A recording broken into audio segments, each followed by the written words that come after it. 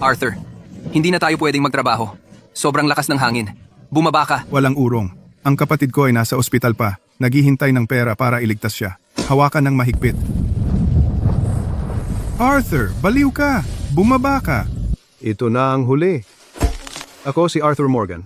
Isa akong magtutroso na nagtatrabaho sa mga puno na may 300 talampakan na higanting puno. Kung makakapagdala lang ako ng 15 cubic meters sa pagkakataong ito, ipinangako ng boss na babayaran ako komisyon na $250,000. Sapat lang para sa operasyon ng kapatid ko. Eksaktong 15 cubic meter. I-load na at umuwi na tayo. Arthur, ikaw lang ang makakagawa nito. Sino man ay tumigil na sana noon pa. Ang galing. Ang mga gasto sa operasyon ng kapatid mo ay sa wakas ay nabayaran na. Oo, mababayaran ko ang bayad bukas. Sige, magsikap tayo. Umalis na tayo ngayong gabi. Arthur, huwag kang mag-alala. Maaari kang magbayad bukas. Ang operasyon sa puso ay hindi maaaring maghintay. Malaki ang utang ko sa iyo dito. Dapat talaga ay magbayad sa iyo ng mas malaki si Victor. Nagtatrabaho ako para sa bayad. Nagkasundo tayo sa $250,000. Wala kahit isang sentimo na mas mababa. Hindi ko hinahabol ang pera niya. Sana mabilis siya sa pagkakataong ito. Mr. Vance, naipadala na ang mga kalakal.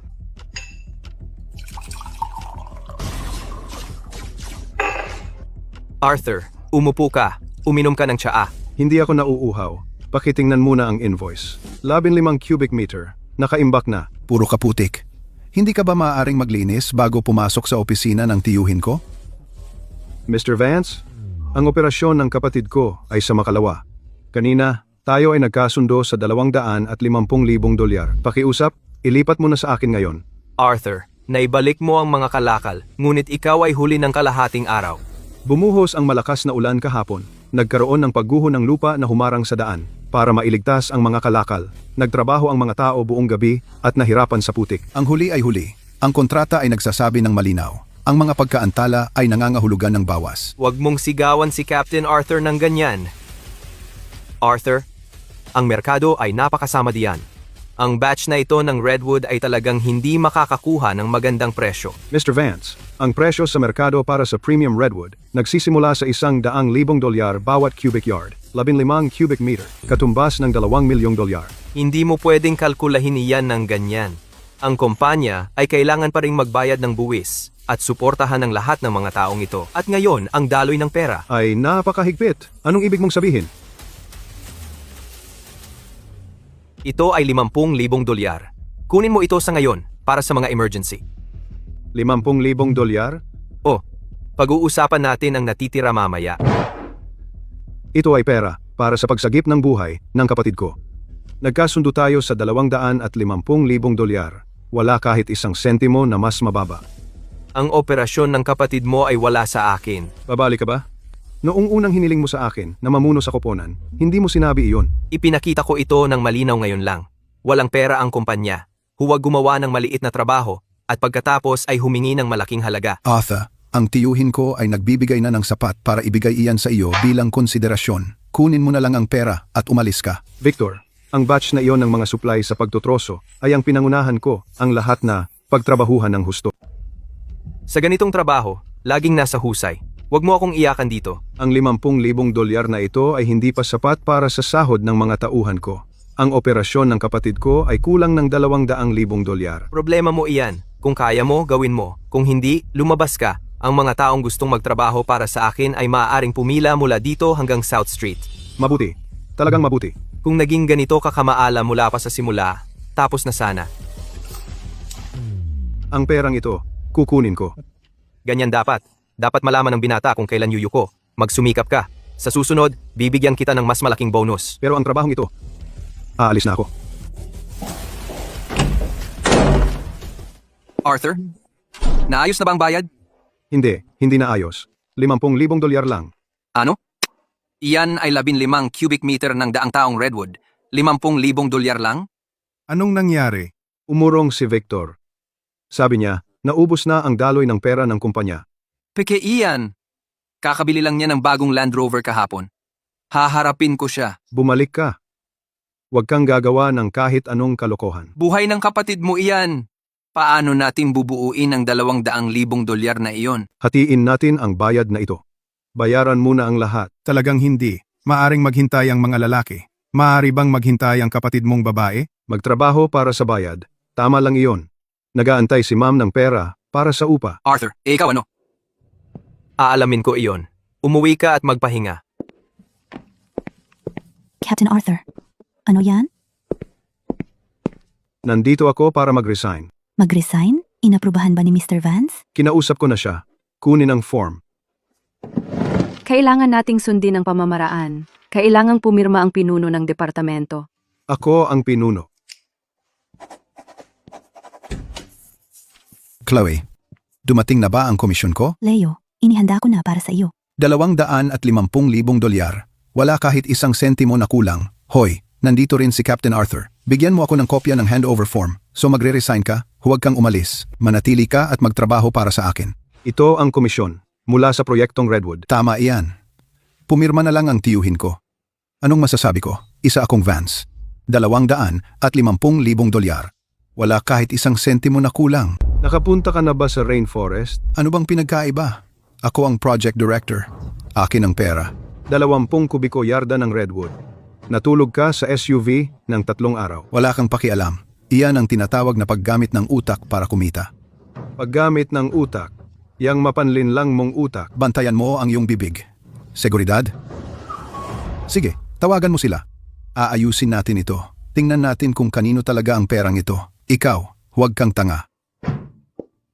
Ano itong ingay? Walang modo. Tito, sasaktan niya ako. Binabantaan niya kaming aalis. Arthur, mainit pa rin ang ulo mo, ha? Ilog mo, isara mo ang file niya. Mr. Vance, ito. Arthur, sobra ka na sa palabas na ito. Kung gusto mo ng dagdag sahod, sabihin mo lang. Sino ka ba sa akala mo? Kung wala ang plataporma ng Ironwood Timber, wala ka. Plataporma? Wala ito kundi isang walang laman na sumisipsip ng dugo. Sige, ang tapang mo, gawin mo na. Pakawalan mo siya. May isa pa? Eto, kunin mo ulit. Basura. Alisin ito at itapon.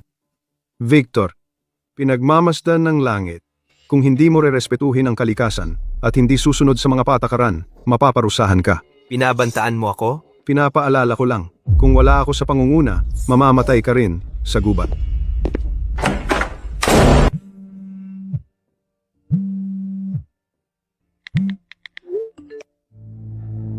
Kailangan ko nang makuha ang bayad sa operasyon.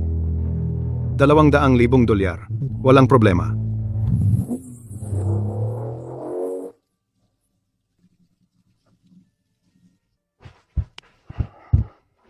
Mr. Morgan, sa wakas nagpakita ka. Head nurse, stable ba ang kapatid ko? Stable siya sa ngayon. Pero ang deposito sa operasyon, kailangang bayaran ngayon.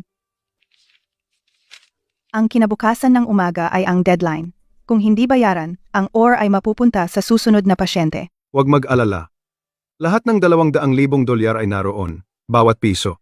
Alamin mo ng mabilis, walang pagkaantala.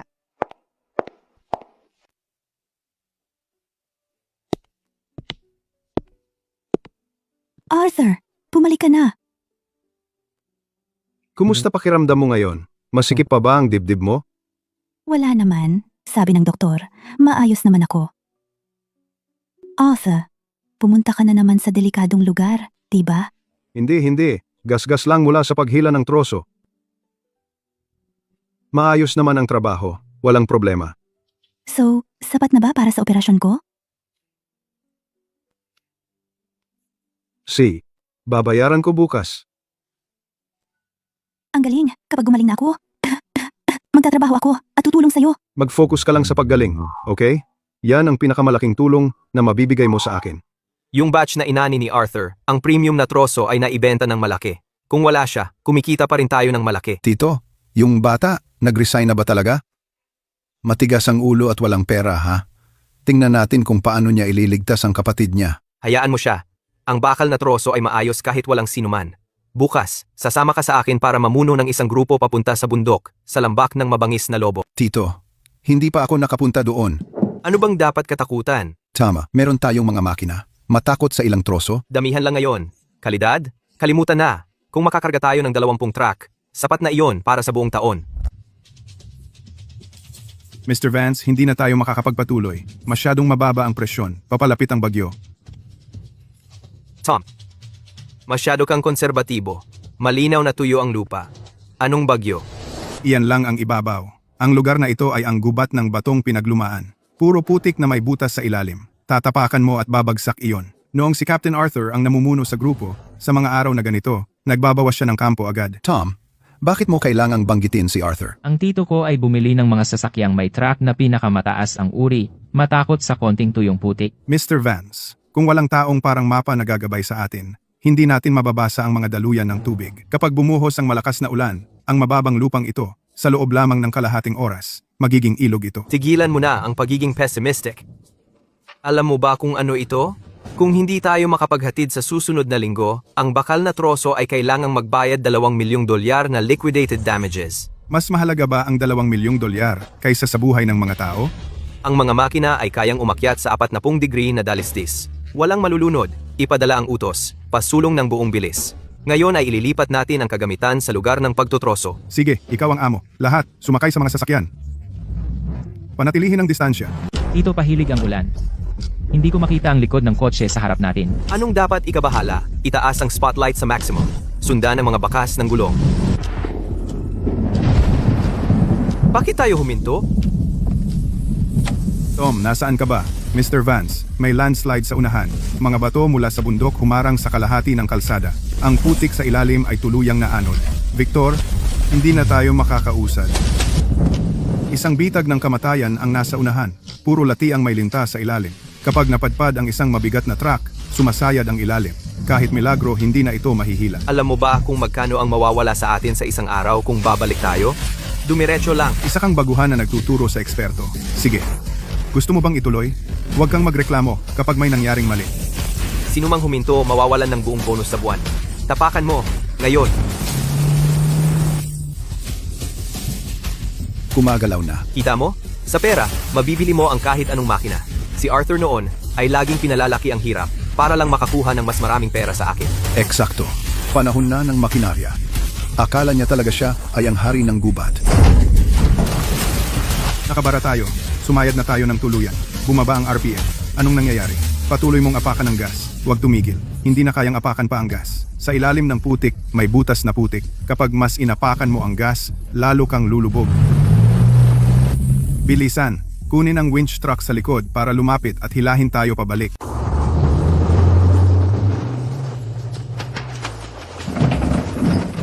Nakabit na. Hila! Hila pabalik! Bilisan!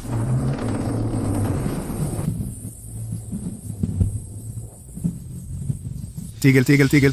Maling anggulo. Walang leverage. Hila ng ganito. At madadamay din ang truck sa likod. Huwag tumigil. Bilisan mo. Victor, marunong ka ba sa mekaniko? Malapit nang maputol ang pangunahing kable.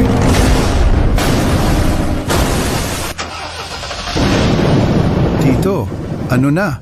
Sira na ba ang truck na ito? Hindi ba tayo makakauwi? Tom, veterano ka na. Teka, mag-isip ka ng paraan. Paano nating mailalabas ang truck? Hindi kaya?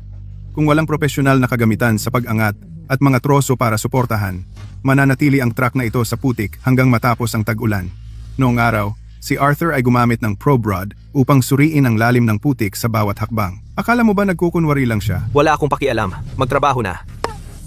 Papasukin ng mga trabahador na maghukay ng kamay. Kailangan mong mailabas ang kargamento. Maghukay ka gamit ang kamay. Tingnan mo ang antas ng tubig. Kung hindi tayo aalis ngayon, lulubog tayong lahat. Mga lalaki, kunin ang inyong mga bag at umatras na sa paglalakad. Baliw ang amo. Malapit na tayong mamatay. Ano na lang ang silbi ng sahod? Yung cable kanina. Muntik na akong mamatay. Aalis na ako. Balik kayo. Dadagdagan ko ang bayad sa inyo. $1,000 bawat isa. Lahat, bumalik dito. Tito, tumigil ka na sa pagsigaw. Umalis na rin tayo. Natatakot ako. $2 milyong na kagamitan. Ang kontrata ko, nasira na lahat. Ang hiwa na ito sa troso ay isang gawa ng sining. Nalaman mo ba? Yung batch ng premium na troso mula sa bakal na troso, sino ang pangunahing magtotroso? Arthur, ang kapitan ng pagtutroso nila. Ayon sa aming pagsusuri sa nakaraan, umalis na siya sa bakal na troso. Narinig ko na malubha ang sakit ng kapatid niyang babae. At kailangan niya ng maraming pera. Umalis, ha? Magandang pagkakataon upang makapag-ani ng bogwood ng napakabuo. Sa buong lalawigan ng luntiang dahon, malamang wala ng iba. May kahinaan siya, may kakayahan siya, at iyon ang pinakamagandang uri ng talento. Kukontakin ko siya agad. Ihanda ang sasakyan, bumili ng pinakamahal na basket ng prutas, at ako mismo ang pupunta sa ospital para makita siya. Kumikita ako sa pamamagitan ng aking gawa. Pwede akong laging makahanap ng ibang trabaho. Mawalang galang na? Ikaw ba si Captain Arthur? Ako yan. At ikaw? Tagalunti ang kagubatan ako, ang tagapamahala ng pagkuha. Gumawa kami ng masusing pagsusuri sa background mo. Yung batch na inani mo sa bakal na troso, bogwood na daang taon, malinis na hiwa, walang basag. Kahit ang pinakamabusisi na veteranong tagatasa, hindi makahanap ng kapintasan. Sa lalawigan ng luntiang dahon, ikaw ay talagang nasa pinakamataas na antas. Kaya gusto ka naming imbitahan na pumunta sa luntiang kagubatan. Luntiang Kagubatan. Ang nangungunang kumpanya sa industriya. Kung sasali ka sa luntiang kagubatan, ang gastos sa operasyon ng kapatid mo ay sasagutin ng kumpanya ng walang interes.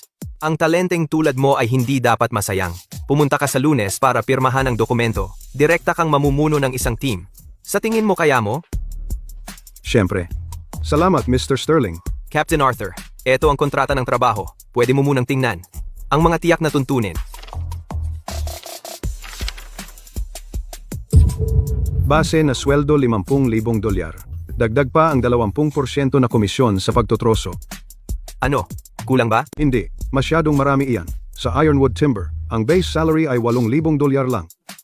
Iyon ay dahil ang Ironwood Timber ay pinagsasamantalahan ang mga manggagawa. Ang mga nangungunang logger sa merkado ay dapat nagkakahalaga ng ganito. Sa luntiang kagubatan, hanggat kaya mong mamuno ng isang koponan at makapagbalik ng magandang troso ng ligtas, ang pera ay hindi problema. Kaya ano ang tungkol sa $200,000 para sa operasyon? Ang $200,000 ay bahagi ng Mutual Aid Fund Advance ng empleyado ng kumpanya. Walang interes. Bawat buwan, magbabawas sila 10% mula sa iyong performance bonus. Kung mamumuno ka sa koponan at mahusay na gumaganap, ang utang na ito ay maaaring patawarin. Ang kontratang ito, pipirmahan ko ito ngayon. Kasiyahan ang makasama ka, Mr. Morgan. Mr. Morgan, ikaw na ngayon ang pinuno ng Team 1. Ngunit ang mga veterano sa Team 1 ay hindi madaling pamahalaan. Sa aming trabaho, troso lang ang mahalaga, hindi ang tao.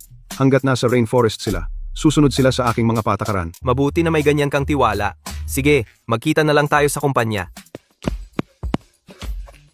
Arthur, kakapunta ko lang mula sa worksite. Kumusta si Lily? Naipon mo na ba ang pera? Naasikaso na ang pera. Arthur, sumali ka sa luntiang kagubatan? Ang kontratang pinirmahan natin ngayon, si Mr. Sterling mismo ang pumunta sa ospital para asikasuhin iyon. In-advance niya lahat ng $200,000. Walang interes. Ang galing! Hayaan si Victor na umiyak ng todo. Noon, paulit-ulit niyang sinasabi, kung umalis ka sa bakal na troso, magugutom ka, Arthur. Ngayon, kaya nating ipamukha sa kanya. Kami ni Victor ay tapos na. Mula ngayon, ang luntiang kagubatan. Ang tunay na larangan ng digmaan. Arthur, isama mo ako. Sabihin mo lang, at agad akong aalis sa bakal na troso, at sasama sa iyo. Huwag kang mag-alala. Ako na ang bahala sa iyo. Pero ang mga patakaran ng luntiang kagubatan ay mas mahigpit kaysa sa bakal na troso. Kapag nagtotroso ka sa mga bundok, isang maling galaw at mag-empake ka na ng iyong bag. Kaya mo ba iyon? Basta si Arthur ang nangunguna sa amin. Hindi ako kukurap kahit umulan ng kutsilyo.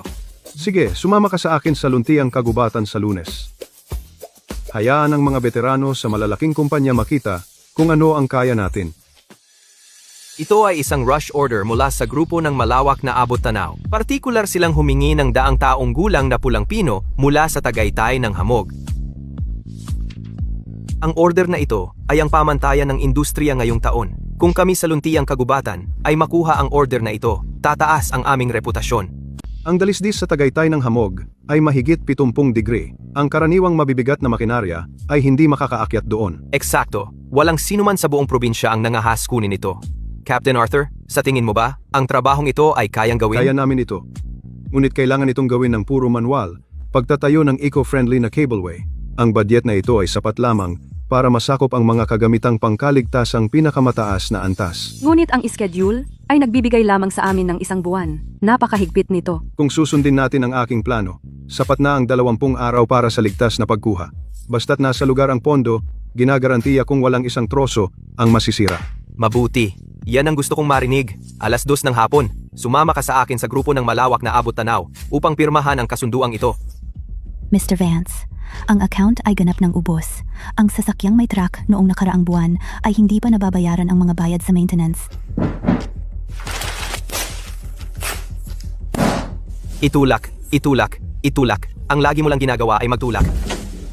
Tito, isang malaking deal, isang napakalaking deal. Ano ang sinisigaw mo? Bumagsak ba ang langit? Ang grupo ng malawak na abot-tanaw ay bumibili ng Redwood. Ang kanilang budget ay isang buong $3 milyong. $3 milyong? Sigurado ka? Ito ay parang perang bumabagsak mula sa langit para iligtas tayo? Mr. Vance, ang troso sa Tagaytay ng Hamog ay napakahirap anihin. Wala tayong profesional na kagamitan sa cableway. Hindi natin kailanman mailalabas ang troso. Kagamitan? Magrenta lang ng ilang lubid? Sapat na iyon. Tito, gusto rin ng luntiang kagubatan ang deal na ito. Narinig ko na ang bastos na si Arthur ay pupunta ngayong hapon para pirmahan ang kontrata. Arthur, ang walang utang na loob na bastard na naman. Ninakaw ang negosyo ko. Sino ba siya sa tingin niya? Tito, si Arthur ngayon ay ang ginintuang anak ng luntiang kagubatan. Kung pirmahan niya ito, hindi na tayo makakaya na magtaas ng ulo sa industriya na ito.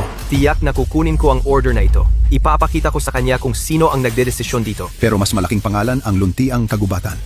Bakit ang grupo ng malawak na abot-tanaw ay pumili sa atin? Ang base presyo para sa deal na ito ay $3 milyong. Tama? Magbibid ako ng $2 milyong. Diretso silang talunin sa bid ng 30%. Tito? Ang presyong iyan ay hindi man lang sasapat sa gastos sa paggawa. Hindi natin kayang panindigan iyan. Anong alam mo? Tinatawag itong business strategy. Kapag nakuha natin ang benchmark order na ito, hindi na makakaya ang luntiang kagubatan na manatili sa merkado ng Redwood. Kapag naitayo na natin ang reputasyon, marami ng malalaking deal para bumawi. Tito, ito mong tusong hakbang ay tunay na henyo. Ihanda ang kotse. Pupunta tayo sa grupo ng malawak na abot-tanaw. Ngayon ay ituturo ko kay Arthur kung ano ang tunay na digmaan sa negosyo.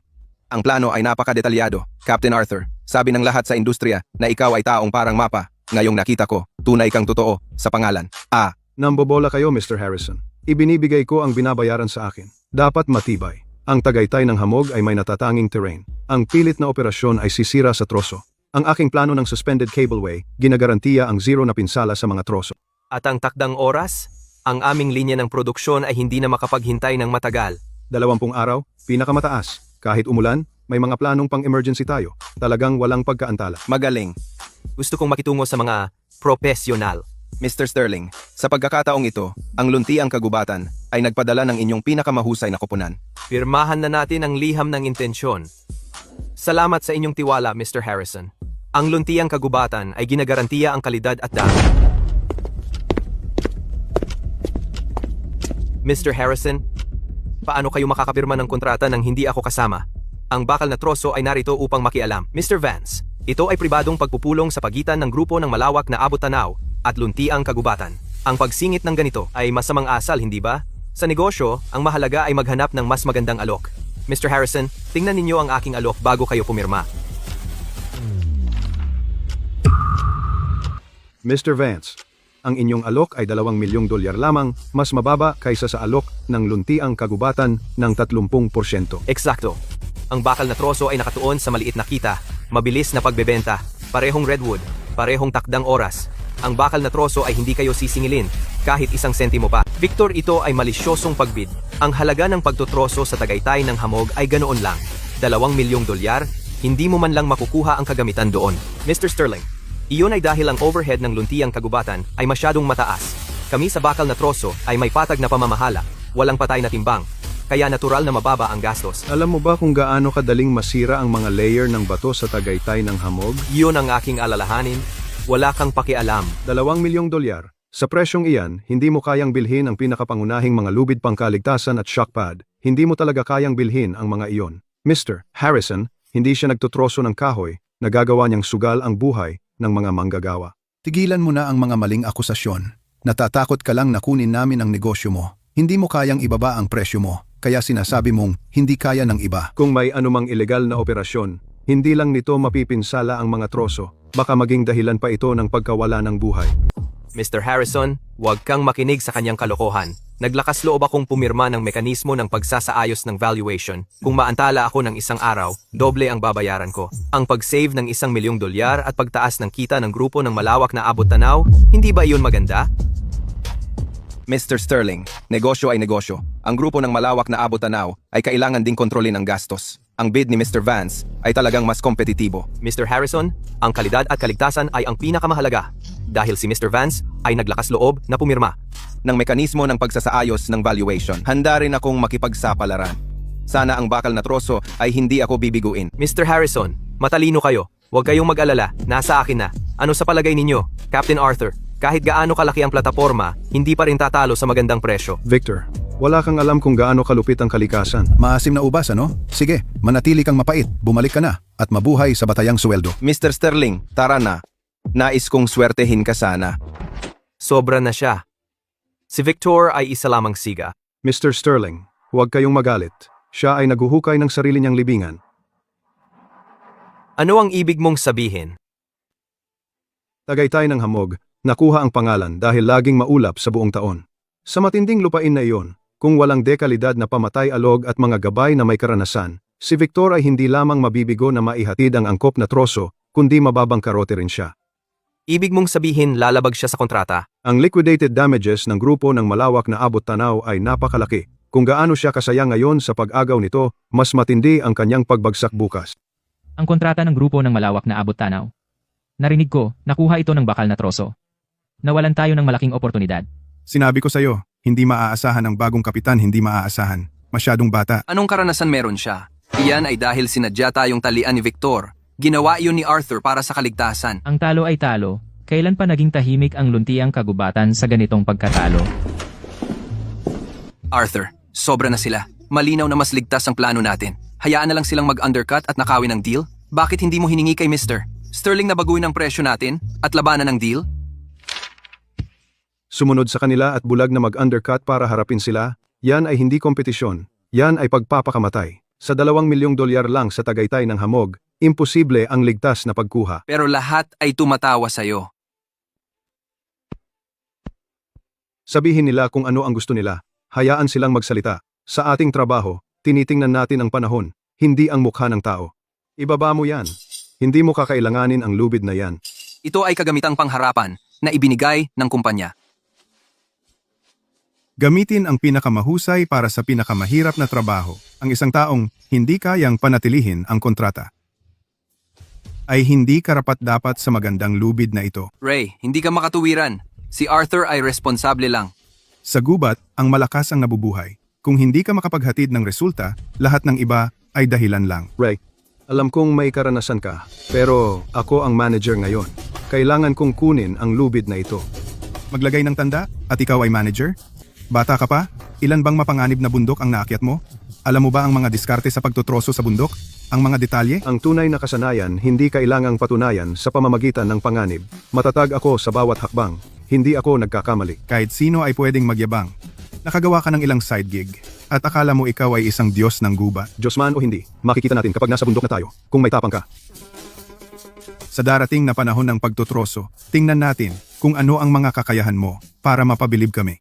Sa susunod na linggo, ang panahon ng pagtutroso sa gubat opisyal na magsisimula. Ngayong taon, Manager Arthur ang ganap na mamamahala sa pagpaplano. Ang target ng quarter na ito ay 100 cubic yards. May mga tanong? Huwag mag-atubiling magtanong. May tanong ako. Ray, sige, magpatuloy. Hindi ko susundin ang kanyang utos. Kaming lahat dito ay nasa gubat na mahigit 10 taon. Bakit namin hahayaan ang isang baguhan na natalo sa deal na apakan kami? Tama si Ray. Ang karanasan ni Captain Arthur ay hindi sapat para mag-utos sa koponan. Ray, ang mga kasanayan ni Arthur ay nangunguna. Ito ang desisyon ng kumpanya. Mr. Sterling, ang tunay na kasanayan lang ang iginagalang ko. Kung gusto mo akong sumunod sa kanya, hayaan mo siyang patunayan ito sa pamamagitan ng output. Ray, paano mo gustong ayusin ito? Malapit na ang panahon ng Redwood. Bawat isa sa atin ay namumuno sa isang koponan, hahati sa 2 grupo papunta sa bundok. Sa loob ng kalahating buwan, kung sino ang makapagbalik ng mas maraming Redwood, siya ang masusunod. Kalokohan.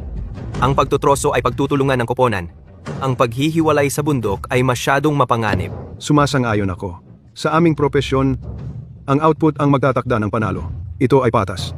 Sige, kung manalo ka, ang pamumuno sa unang koponan ay sa iyo. Kung matalo ka, mag-empake ka at umalis, at huwag mong ikahiya ang iyong sarili dito. Pero may isa akong kondisyon. Kahit gaano pa ka-valuable ang kahoy, walang mas mahalaga kaysa sa buhay ng mga lalaki. Ano ang ibig mong sabihin? Kahit aling koponan, kung mayroong malubhang masugatan, kahit maghakot ka ng bundok na ginto, automatiko kang idedeklarang talo. Mabuti, tapos na. Ngayon, pipili tayo ng mga koponan, lahat ay kusang loob. Sino man ang gustong sumunod sa akin, Ray, at mabuhay ng maayos, pumunta sa kaliwa. Ray, matibay ka. Walang pagsisisi. Mabuting tao. Sa pagkakataong ito, kukuha tayo ng unang pwesto. Sumpa, susunod kay Captain Arthur. Tiyak na mabibigo tayo. Wala tayong karanasan kahit ano. Pumunta sa bundok, pagpapakamatay. Sino mang ayaw, umalis na. Huwag tumayo dito, nagpapabigat sa lahat. Dahan-dahan. May problema ka sa akin? Balik sa iyo. May karanasan sila, kaya mayabang sila. Pero ako ang nag-uutos, at hindi natin kailangan ng karanasan. Kung saan ituro ni Arthur, tatamaan natin. Ang kailangan ko lang ay sundin ninyo. Nang walang tanong. Kapag sinabi kong tigil, kahit may ginto sa harap mo, bawiin mo ang kamay mo. Sino mang gumawa ng sarili niyang desisyon, aalis agad. Makinig. Naunawaan. Captain, Mag-impake. Kunin ang gamit mo. Isasama ang mga baguhan sa bundok? Ang tapang mo naman. Mas madaling magpinta sa blankong canvas. Huwag mong sabihing hindi kita binalaan. Ang lakas ng ulan ngayong taon. Mag-ingat ka. Huwag mong hayaan na mapatay ka diyan. Alalahanin mo na lang ang sarili mong grupo. Pagkalipas ng 2 linggo, magpapakita ang timbangan ng kumpanya. Sige, tingnan natin. Mr. Morgan, nasa likuan na kami. Ang Sektor A ay patag na lugar. Ang mga Redwood ay magkakumpol doon. Dadalhin ko ang Team 1 sa ganitong daan. Ang Sector A ay isang palanggan. Ang presyon ay mababa nitong mga nakaraang araw. Maraming ulan, madaling bumaha. Huwag mo akong bigyan ng mga teoryang iyan. Huwag mo akong turuan. Ang Sector A ay gumagawa ng magandang troso bawat taon. Ang aking mga mata ang pinakamagandang mapa. Aling panig ang pipiliin mo? Hindi ka ba susunod lang at pupulot ng mga tira-tira sa likod ko? sino ang gustong sumunod sa'yo? Ang ating Arthur nakatuklas na ng magandang lugar. Dadalhin ko ang Team 2 at pupunta sa Sector B. Sektor ba eh? Ang lugar na iyon ay bitag ng kamatayan. Laging nababalot ng makapal na puting hamog. Hindi mo alam kung alin ang hilaga o timog, silangan o kanluran. Saan may mga redwood. Arthur, huwag mong ipagsapalaran ang iyong kaligtasan para lang sagutin ako. Ang iyong kaligtasan ay hindi biro. Gian, ito ay isang ganap na maze. Ang ilalim ng iyong sasakyan ay maaaring mabulok sa putik. Hindi mo lang nauunawaan ang lupain ng Sector B.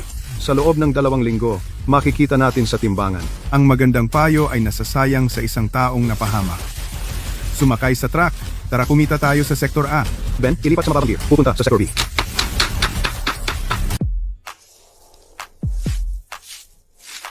Magandang lugar. Matigas ang lupa. Hindi lulubog ang mga gulong. Mga lalaki. Ibaba ang winch. Mag-set up tayo ng base. Ray, matalas ang mata mo. 3 sila doon. Siglo daan na pulang pino. Talagang perpekto. Pinagpala tayo. Sa susunod na 2 linggo, pwedeng tayong magpahinga lang at mag-ani pa rin ng 50 kubiko yarda. Si Arthur na bata, malamang matatalo ang lahat ngayon. Malamang na siya ay kumakain ng fog sa Sector B. Baka kailangan niyang magmakaawa sa rescue team na halina't hilahin siya bukas. Kalimutan mo na siya. Tumutok na lang tayo sa trabaho natin. Mabilis, magtayo ng mga tolda. Magsisimula tayo ng pagputol ngayong hapon. Arthur, hindi ko makita ang daan. Ang hukay ng putik sa unahan ay masyadong malalim. Ang harap ay palaging lumilihis sa kanan. Huwag kang tumingin sa labas. Tingnan mo ang dashboard. Panatilihin ang RPM sa 2,000. Iikot ang manibela ng kalahating liko sa kaliwa. Kalahating kaliwa. Tapakan ng gas.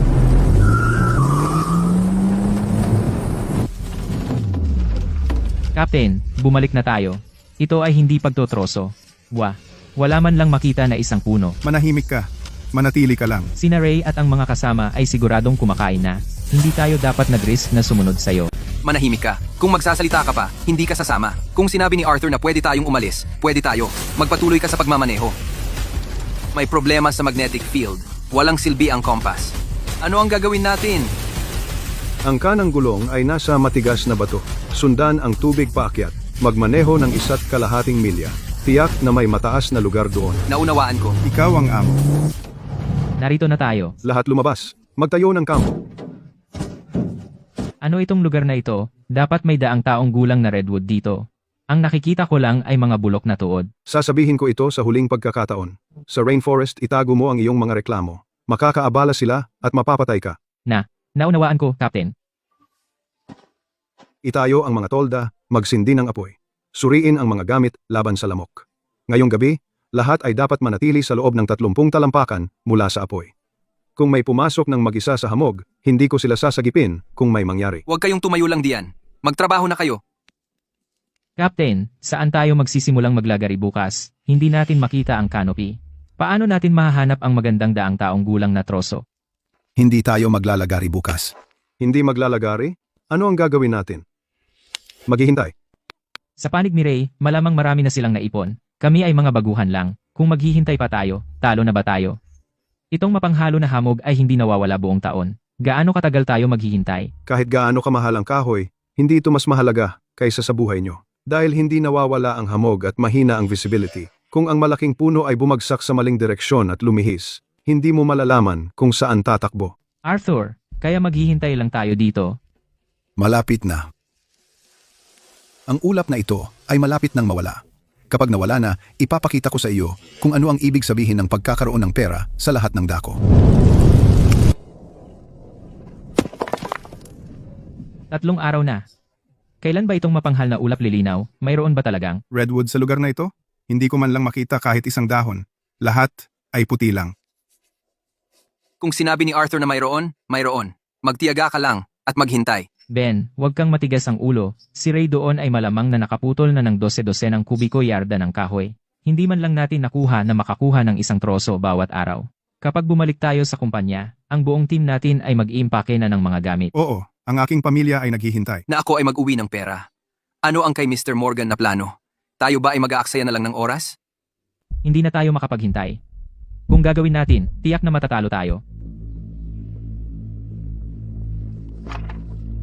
Tingnan na lang natin sa paligid ng gilid ng kampo. Kung makakaputol lang tayo ng magandang puno, tiyak na si Mr. Morgan ay makakakita sa atin sa bagong liwanag. Gagana ba yon? Masyadong makapal ang ulap? Ano ang dapat katakutan? Pinapaboran ng tadhana ang matapang. Gary, hindi ko mahanap ang daan pabalik. Huwag kang mag-panic. Nakita ko lang. Isang malaking puno, ito. Tiyak na ito ay daang taong gulang na troso. Ihanda mo ang lagari. Anong ginagawa mo? Mr. Morgan. Gusto ko lang mag-scout sa unahan at tingnan kung kaya kong magputol muna. Mag-scout gamit ang chainsaw? Gusto mong magsimula ng trabaho nang walang permiso? Captain, kasalanan namin. Babalik na kami ngayon. Captain, hindi na kami makapaghintay. Si Ray at ang kanyang koponan siguradong mananalo. Ang lahat ay naiinip. Sino ang nagbigay sa iyo ng lakas ng loob na kumilos ng mag-isa? Captain, pumunta kami dito para kumita. Nakaupo lang dito, humihinga ng ambon araw-araw. Walang kinikitang kahit piso sa komisyon. Ikaw ay hindi nagmamadali. Pero kami ay talagang nagmamadali. Kaya sa tingin mo tama ka? Si Arthur ay nagtakda ng mga patakaran sa simula pa lang. Walang paglalayas. Nararamdaman mong nasaktan ka? Sa tingin mo pinipigilan kita kumita? Alam mo ba kung ano ang pinakanakamamatay na bagay sa rainforest? Ito ay isang widowmaker. Makinig kayo, lahat.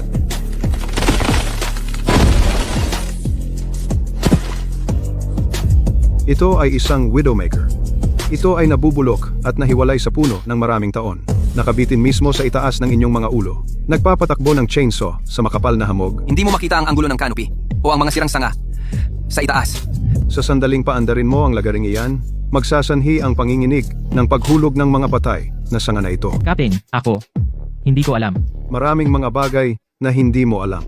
Kahit gaano pa kamahal ang troso, hindi ito katumbas ng buhay ng isang manggagawa. Sa aking koponan, ang kaligtasan ang pangunahing panuntunan. Sinumang babalewala sa mga panuntunan muli ay lalabas, walang tanong. Malinaw? Kami ay kasama ni Arthur. Bumalik at suriin ang inyong kagamitan. Tiyaking handa na ito.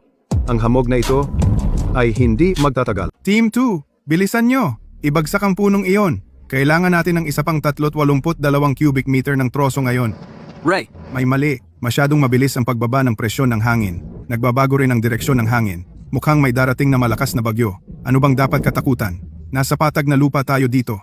Ang kaunting ulan, hindi masama, pero ang lupa ay lumalambot na. Ang mga gulong ng truck lumulubog ng 1 pulgada. Huwag kang magpanik. 20 taon na akong nagtatrabaho sa mga bundok na ito. Ano bang magagawa ng kaunting ulan? Ang piniling lugar ni Arthur ay talagang delikado. Tiyak na maiiwan sila. Tapusin natin ang batch na ito at umalis na. Huwag kayong matakot. Sige.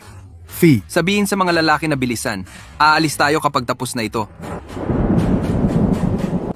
Arthur, lumalakas ang hangin. Tila lumilinaw ang fog. Nakakakita na tayo ng mga 100 at 50 talampakan ngayon. Hindi ang fog ang nawawala. May darating na bagyo. Bagyo? Ligtas ba dito sa mataas na lugar? Pumili tayo ng mabatong layer. Maganda ang daloy ng tubig. Kahit gaano kalakas ang ulan, hindi babaha dito. Ano naman si Ray at ang kanyang grupo? Ang Sektor A ay isang palanggana. Malapit nang maging masama ang panahon. Lahat, isecure ang mga tolda. Takpan ang lahat ng makinarya ng mga tarpaulin. Humanda para sa matinding convection. Nakuha ko. Papatibayin namin ngayon.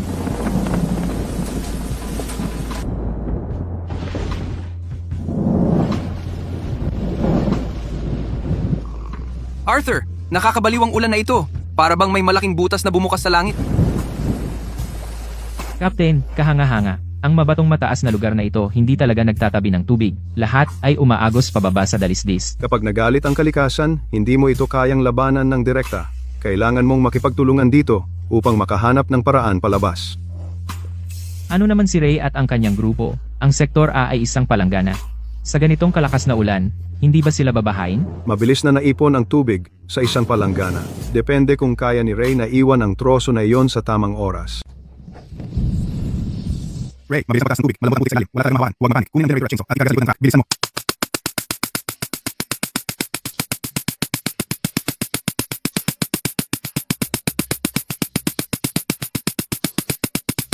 Ray, napakabigat nito. Naiipit ang gulong ng truck sa putik. 2 talampakan ang lalim. Hindi ko halos mabuksan ang pinto. Ang tanga ko talaga. Ang troso. Nasaan ang redwood na pinutol natin kahapon? Kalimutan mo na ang troso. Magligtas na lang tayo. Ang tubig ay aabot na sa ating mga binti. Kung hindi tayo aalis ngayon, mahuhuli na tayo. Hindi. Yan ay 784 na cubic meter ng premium na troso. Kung ang acidic na putik na tubig ay magbabad sa kanila, masisira sila. Driver ng unang truck, simulan mo na ang winch. Hilahin ang troso paakyat ng dalisdis. Pangkat 2, bilisan nyo. Putulin ang punong iyan. Kailangan nating mailabas ang isa pang 82 cubic meter ng troso ngayon. Umatras ng mabilis. Hilahin mo pa itaas. Ray, naiipit ang chassis. Masyadong madulas ang putik. Umiikot lang ang mga gulong. Tutulong akong itulak. Ano pang hinihintay mo? Bumaba ka rito at itulak? Pagguho ng lupa, takbo ang troso ko. Tapos na. Lahat ay tapos na. 784 na cubic meter ng premium na troso. Lahat ay sira. Ray, Nababad ang kahoy sa acidic na putik. Naging itim ang core. Ang troso na ito ay hindi man lang magagamit para sa simpleng kasangkapan. Panggatong na lang.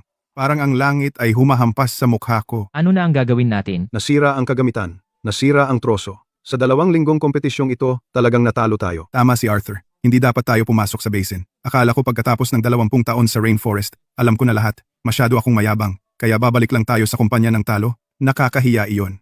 Paano ba ako makapagpakita sa Team 1? Walang kwenta ang mukha. Iniligtas natin ang ating mga buhay, iyon ang mahalaga.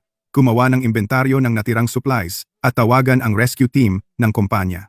Natalo tayo sa kompetisyong ito at inaamin natin ito. Diyos ko. Ang fog. Tuluyan nang nawala ang fog. Arthur, tingnan mo dun!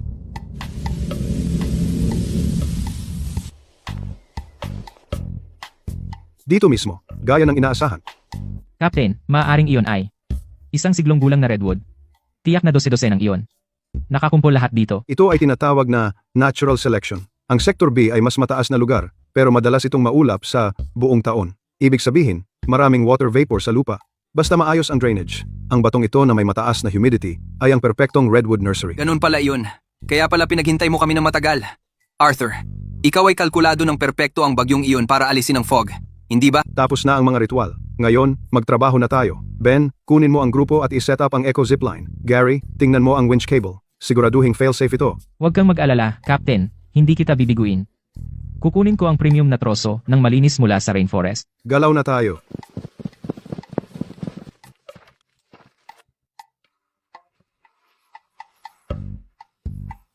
magsimula sa punong ito.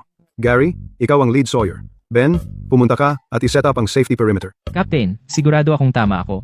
Ang korona ay nakatagilid sa kanan. Ang pagputol diretsyo sa kanan ang pinakamadali.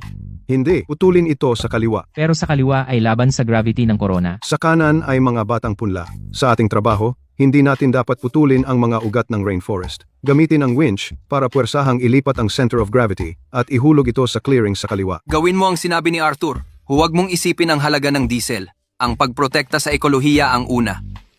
Naunawaan ko. Protektahan ang mga punla. Tigil, masyadong malalim ang notch. Mag-iwan ng 2 pulgada ng hinge. Hinge. Ang hinge ay parang pivot ng pinto.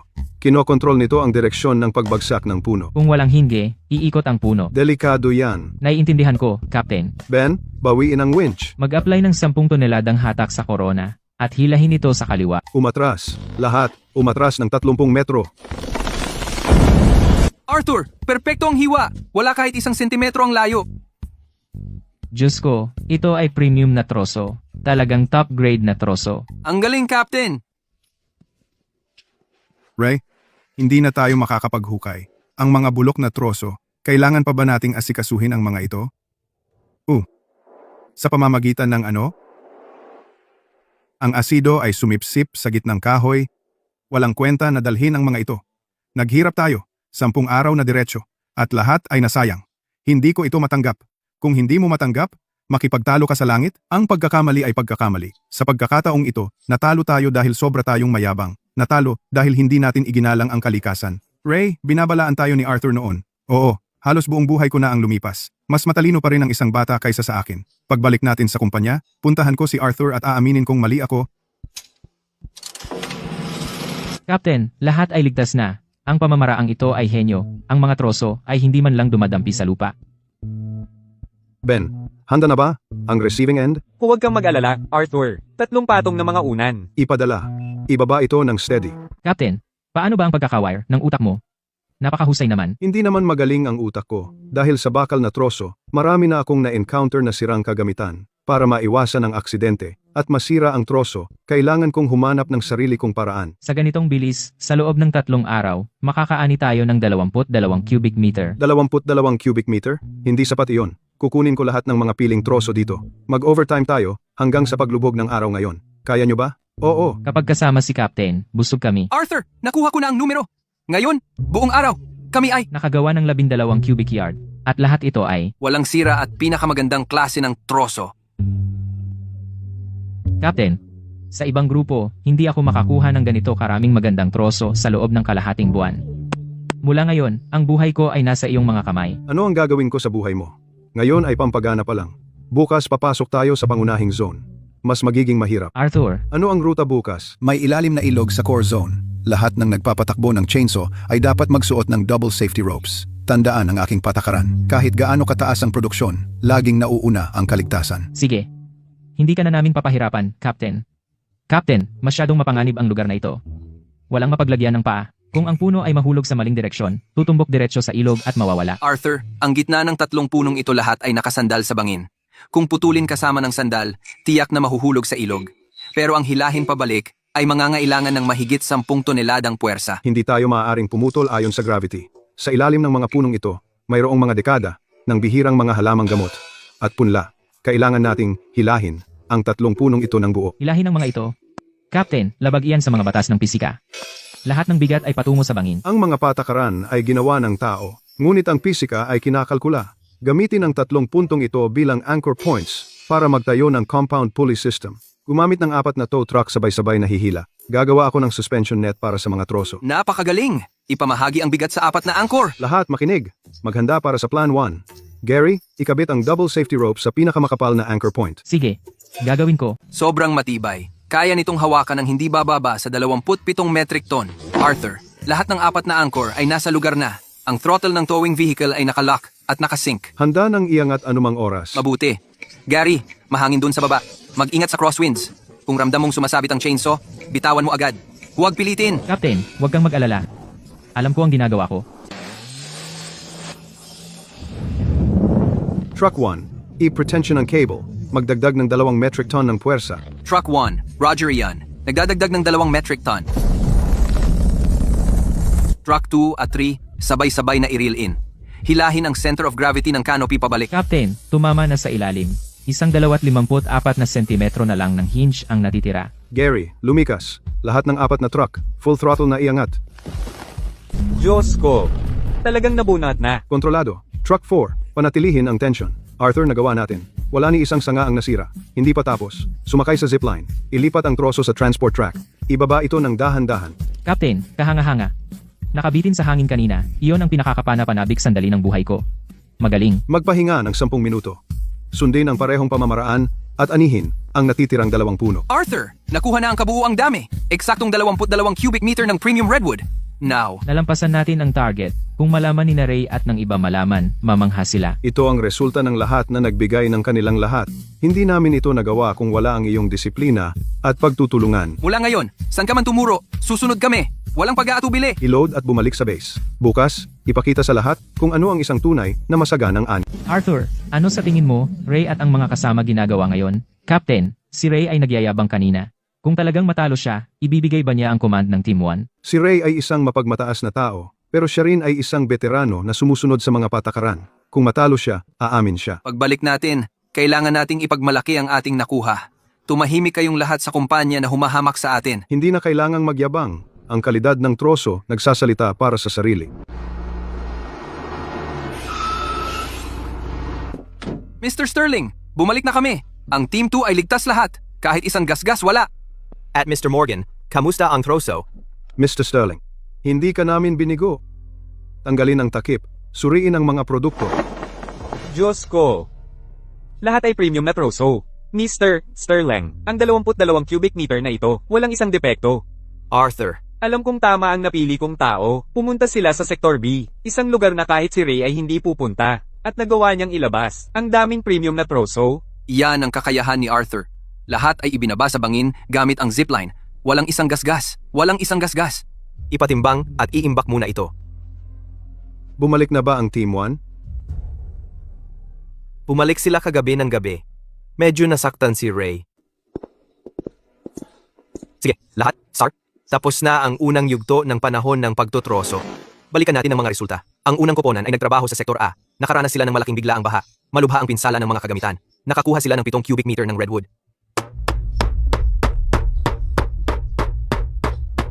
Pero nabasa ito ng acidic na tubig, lahat ay naging basura. Epektibong output, wala. Ang ikalawang koponan ay nagtrabaho sa Sektor B. Walang nasugatan. Walang nawalang kagamitan. Nakaani kami ng pinakamataas na uri ng redwood, 22 cubic meter. Ayon sa usapan, sa kompetisyong ito, ang ikalawang koponan, pinamumunuan ni Mr. Morgan, ang siyang nagwagi. Hindi ako katapat. Talo ako. Sa'yo na ang unang koponan ngayon. Ihahain ko ang aking pagbibitiw bukas. Ray, 15 taon ka na sa luntiang kagubatan. Kung aalis ka, ang unang koponan mawawalan ng haligi. Tumahimik kayong lahat. Ang pustahan ay pustahan. Hindi ko na maipapakita ang mukha ko. Kunin mo. Ayoko ng badge mo at hindi kita hahayaang umalis. Anong ibig mong sabihin? Hindi ko kailangan ng awa mo. Hindi kita pinagtatawanan. Ang importante sa akin ay kakayahan. 20 taon kang nagtrabaho sa rainforest. Kahit nakapikit ang iyong mga mata, naaamoy mo ang edad ng puno. Ang ganoong karanasan, hindi mabibili ng 22 cubic meter na kahoy. Pero mali ang pinili kong landas at binigo ko ang lahat. Sa harap ng kalikasan, sino man ay maaaring magkamali. Hindi ko kukunin ang iyong badge. Gusto kong kunin ang iyong kaalaman. Lahat, sumunod kayo sa akin sa silid pulungan. Ray, wala kang problema sa pagpili ng Area A. Ang terrain ay patag at maganda ang lupa. Talagang tipikal na lugar na may mataas na ani. Kaya bakit biglang bumaha ng napakalakas na walang dahilan? Dahil sa lupa ka lang tumingin at binaliwala mo ang langit sa panahon ng tag-ulan. Ang matinding convection weather ay lumilikha ng wind shear sa mga dalisdis na nasa harap ng hangin. Kapag lumampas ang ulan sa antas ng babala, sa loob ng 3 oras, ang palanggana ay nagiging imbakan ng tubig. Naiintindihan ko. Kaya pala ang lakas ng pag-agos ng tubig. Ngayon, tingnan mo ang Area B. Maulap ito buong taon. Ibig sabihin, mayroong aktibong network ng ilog sa ilalim ng lupa. Ito ay isang malaking talampas na bato na may mahusay na layer ng pagsala sa ibabaw. Nakuha ko. Kahit gaano kalakas ang ulan, hindi maipon ang tubig. Tama iyan. At ang malakas na ulan ay nagdadala ng malalakas na hangin na pumapawi sa nakalalasong singaw na laging naroroon. Ang kalikasan ang pinakamahusay na boss at ang pinakamalupit na pumatay. Hindi nating sinasakop ang rainforest, kundi hinahanap ang mga kahinaan nito. Ang mga blueprint na ito, ang mga material na ito na nagliligtas buhay, ay basta mo ipinakita sa amin ng ganyan? Ang mga kasanayan ay nasa ulo mo, walang saysay, na itago ang mga ito. Isang koponan ang luntiang kagubatan. Ibinabahagi ko ang hydrological analysis chart na ito sa buong kumpanya. Mula ngayon, sa bawat pagpunta natin sa bundok, sama-sama nating pag-aaralan ito. Pasensya na, Mr. Morgan. Napakawalang alam ko. At nasaktan kita.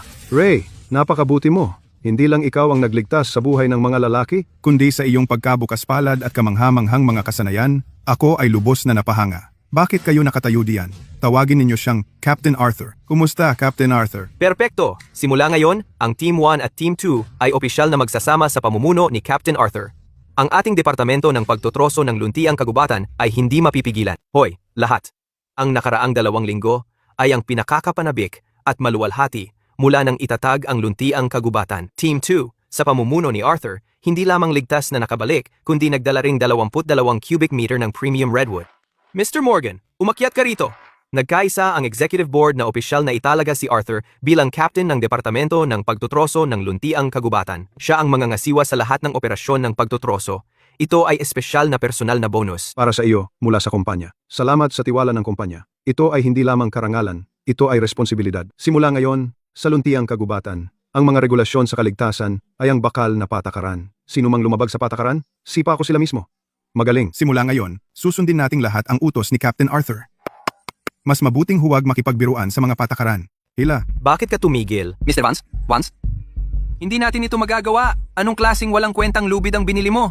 Hindi talaga kaya ng bigat. Naputol lang ang lubid, gumulong ang troso, at muntik nang mapatay ang kaibigan ko. sa tingin mo lang hindi sapat ang sahod mo, kaya sinasadya mong tamad. $200 sa isang araw. Nagsasapanganib ng buhay sa 70 degree na Dallas days. Mga lalaki, imposible ang trabahong ito. Wala pang insurance. Umalis na tayo. Huwag umalis. Malapit na tayong matapos. Magdadagdag ako ng bayad. Dagdagan ko ng tig-50, kahit 500, kalimutan mo na. Kung walang tamang cableway shock absorption, bumagsak ang mga troso sa dalisdis at nadudurog sa loob. Kahit ibalik mo, panggatong lang sila. Mga lalaki, urong. Tito, iniwan tayo ng lahat. Ano ang dadalhin natin sa grupo ng malawak na abot-tanaw? Kargahan ang truck. Isalansan hanggat kaya natin. Kahoy lang iyan. Si Mr. Harrison ay isang taong opisina lang, kaya wala siyang alam tungkol sa panloob na pinsala. Kailangan lang magpanggap. Mr. Harrison, di ba? 20 araw na deadline. Walang kahit isang araw na huli. 5 troso lang. Alam ko. Pero ang mga ito ay redwood. Paano kung bayaran ng balanse para sa kargadong ito? Sige? Laoshu, maaari bang gamitin ang kahoy na ito sa linya? Mr. Harrison, Ang kahoy na ito ay ganap na sira. Kalokohan! Sa kulay at teksturang ito, paano ito sira? mukhang maayos sa labas, pero sa loob, ganap itong basag. Walang padding. Nahulog ito ng diretsyo mula sa taas, papunta sa matitigas na bato na nagdulot ng malalalim na bitak sa loob. Ilagay ang kahoy na ito sa makina ng pagputol at ito ay magkakapira-piraso. Hindi ka man lang makakagawa ng isang paanang upuan mula dito. Mr. Harrison, Kapag ang mga troso ay gumulong pababa ng bundok, ang kaunting paggulong ay normal. iyan ay natural na pagkasira lamang, kaya paano mo kami masisisi dahil doon? Victor, sa tingin mo ba ay tanga ako? Dati, pinangako mo sa akin at sumumpa ka sa kalidad. Ngunit para makuha ang kontrata sa mababang presyo, hindi ka man lang nagtayo ng pinakapangunahing eco-friendly na cableway. Mr. Harrison, magpapadala ako ng mga tao pabalik para pumutol ng sariwang kahoy ngayon din. Makakontento ka sa kargada. Huli na! Ang linya ng produksyon ko ay walang ginagawa sa loob ng 3 araw dahil sa iyo. Victor, ang pagkabigong maghatid ng dekalidad na troso ay humaharang sa buong linya ng produksyon ko. At ito ay isang liham ng kompensasyon batay sa mekanismo ng pagsasaayos ng valuation. Doubling liquidated damages, $6 na milyong. Mr. Harrison, ang account ng aking kumpanya ay walang ganoong kalaking pera. Noong hindi mo pinahalagahan ang mga buhay, bakit hindi mo naisip ang ngayon? Walang pera? Ibawas ang utang sa mga ari-arian ng iyong kumpanya. Ang supeinan ng korte. Ay darating bukas. Mr. Harrison, pakibigyan ako ng isa pang pagkakataon. Kaya kung manghiram ng pera at umarkila ng pinakamahusay na kagamitan, panatilihin ang iyong huling piraso ng dignidad at huwag mo kaming tawagin ng seguridad. Arthur, napakasarap sa pakiramdam. Kakareceive ko lang ng balita na hindi nakapaghatid si Victor sa Grand Horizon. Talagang nagkagulo siya. Inaasahan ko na, ang kanyang walang ingat pagwawalang bahala sa mga buhay ay tiyak na sasabog maaga o huli. Si Mr. Harrison mula sa Grand Horizon kakatawag lang sa akin. Hindi lang siya humingi ng tawad sa telepono. Nakiusap din siya na magtabi kami ng 15 cubic yards ng redwood para sa kanilang emergency. Paano ang presyo? 20% premium. Hindi lang sila magbabayad ng pinakamataas na presyo, kundi pumirma rin ng isang long-term exclusive supply contract. Ang pagbenta sa kanila ay ayos lang. Ngunit lahat ng pagpapadala at pagkarga ay dapat gawin ng ating evergreen na mga tao mismo nang walang kahit isang gasgas. Walang problema. Ngayon ikaw na ang captain. Susunod kami sa iyong mga utos. Mr. Vance. Ito ang susi sa opisina ng pananalapi. Iiwan ko ito rito para sa iyo. Anong ginagawa mo? Sinasaktan mo ba ako kapag mahina na ako? Hindi ko pa nabayaran ng upa noong nakaraang buwan pa. Ang liquidated damages mula sa grupo ng malawak na abot-tanaw, hindi kayang bayaran ng kumpanya. Pakiusap, palayain mo ako. Sino ang nagsabing hindi natin kaya? Mahigit 1 dekada na akong naglalakbay sa gubat. Nakayanan ko na ang mas malalaking unos kaysa rito. Pasensya na, Mr. Vance. Ako na ang bahala sa mga papeles. Ayaw ko nang angkunin ang sweldo ko. Mga walang utang na loob na hayop. Araw-araw silang kumakain at umiinom sa gastos ko. At kapag dumating ang problema, lahat sila tumatakbo. Saan ka ba tumatakbo? Tito, ako. Hindi ako tumatakbo. Nagdadala lang ako ng damit sa dry cleaner. Dry cleaner? Inaakala mo bang tanga ako? Tito, gusto ng grupo ng malawak na abot-tanaw na magbayad tayo ng 6 na milyong dolyar. Ang account ng kumpanya ay wala man lang 6,000 dolyar na natitira. Kung hindi tayo tatakbo, mahuhuli tayo. Akala mo makakatakas ka? Ang Mercedes na minamaneho mo ay nakarehistro sa pangalan ng kumpanya. Kapag bumagsak ang kumpanya, wala kang matitira. E di anong gagawin natin? Bata pa ako. Ayokong mapunta sa lansangan na namamalimos. Hindi pa tayo natalo. Mayroon pa akong isang huling alas. Isang alas? Hindi na nga tayo makapag-hire ng mga trabahador. Sumama ka sa loob. Kung magtagumpay tayo, ang 6 na milyong dolyar ay maliit na halaga lang. May isang buong batch ng 100 taong gulang na artipisyal na pulang 50 doon. Kung makakuha tayo ng 3 cubic yards at ibenta sa black market, may sapat na tayo para mabayaran ang liquidated damages. Ang gubat ng batong pinaglumaan, Tito. nababaliw ka na ba? Iyan ay sa asosasyon ng troso, ganap na ipinagbabawal na lugar. Ang mga patakaran ay para lamang pigilan ang mahihirap. Mawawala na sa atin ang lahat. Sino bang may pakialam sa pagbabawal sa industriya? Sinabi ni Arthur dati, ang lupa doon ay sira-sira at maluwag. Ang lupa ay may guwang sa ilalim ng paa. Sa sandaling pumasok ang mabibigat na kagamitan. Guguho ito. Manahimik ka. Huwag mo nang banggitin si Arthur sa akin. Isa lang siyang upahang manggagawa. Dahil lang hindi siya nangahas pumunta doon, hindi ibig sabihin ay hindi ko gagawin. Pero maaaring mamatay ang mga tao. Hindi mo kailangang malaman kung paano pumutol ng puno. Pumunta sa palengke ng paggawa, kumuha ng maraming pansamantalang manggagawa na pera lang ang iniisip, hindi ang kanilang buhay. Bayaran sila ng 10 beses ng normal na sahod, sabihin sa kanila na makakakuha sila ng pera pagkatapos ng trabaho. Paano kung magkaroon ng pagguho Kung at may may mangyaring maibaon na masama, buhay? kasalanan nila iyon dahil sa pagiging pabaya. Tandaan mo, wala ka ng paraan para makaalis ngayon. Pumunta sa gubat ng batong pinaglumaan at kunin ang troso, o ikaw at ako, tito at pamangkin, mapapunta sa lansangan ng magkasama. Pumunta sa bundok para magtrabaho, 3 araw lang. 10,000 dolyar kada araw, pera, pagkatapos ng trabaho. Amo, saan tayo pupunta at anong trabaho? Sa gubat ng batong pinaglumaan. Maglabas lang ng ilang troso. Bawal pumasok sa lugar na iyon. Masyadong maluwag ang lupa. Maaaring mamatay ang mga tao. Masyadong mainit ang perang iyan para hawakan. Kung natatakot ka, huwag kang pumunta para sa perang ito. Sasama ka o hindi. Kumuha ng 10 lalaki at sumama sa akin. At ang perang ito ay iyong bonus. Ang duwag ay nagugutom. Ang matapang ay nabubusog. Gusto mo kumita ng pera? Sumunod ka sa akin. Magtrabaho ng 3 araw. Kalahating taon na sweldo. Leo, sa ilalim ng tulay na ito, ang mga haligi ng lupa ay ganap na naagnas. Mukhang hindi matibay. Takot? Ang tulay na ito ay dating nagdadala ng mabibigat na truck. Kaya pa rin ito ngayon. Masyadong mabigat ang truck natin. Baka dapat nating tanggalin muna ang pala at tumawid ng paisa-isa. Hindi pwede. Walang pagtatanggal. 3 araw lang tayo. Gusto mong maghukay ng kahoy sa pamamagitan ng kamay pagkatapos magtanggal? 10,000 dolyar sa isang araw ay libreng pera para sa iyo. Sige, Sige, kilos. ikaw ang nagbabayad, kaya ikaw ang masusunod. Lumapit ka. Pindutin ang silinyador at tumawid. Kita mo? Sabi sa'yo okay lang. Siglo gulang na artipisyal na pulang tsingkwapin. Nakita ko na. Mayaman na tayo. Leo, hindi natin pwedeng galawin ang punong ito. Anong ibig sabihin yan? Ito ay isang weathered na crust. Sa ilalim ay hungkag. Ang mga ugat ay nakalawit sa bangin. Diyos ko, ang lupa ay marupok. Kung sisindihan natin ang chainsaw, ang mga panginginig ay bababa at babagsak ang lupa. Inupahan kita ng 10,000 dolyar sa isang araw. Nandito ka lang ba para mamasyal? Kahit gaano kahirap ngayon, kukuha ka sa akin ng isa sa mga punong ito. Nakikipagsapalaran ka sa buhay mo para sa pera. Ang center of gravity ng puno ay nasa gilid ng bangin. Kung walang zipline, hindi natin ito mahihila pabalik. Bumagal. Huwag masyadong lumapit sa gilid. Ano pa ang hinihintay mo? Umakyat ka dyan at magsimulang maglagari.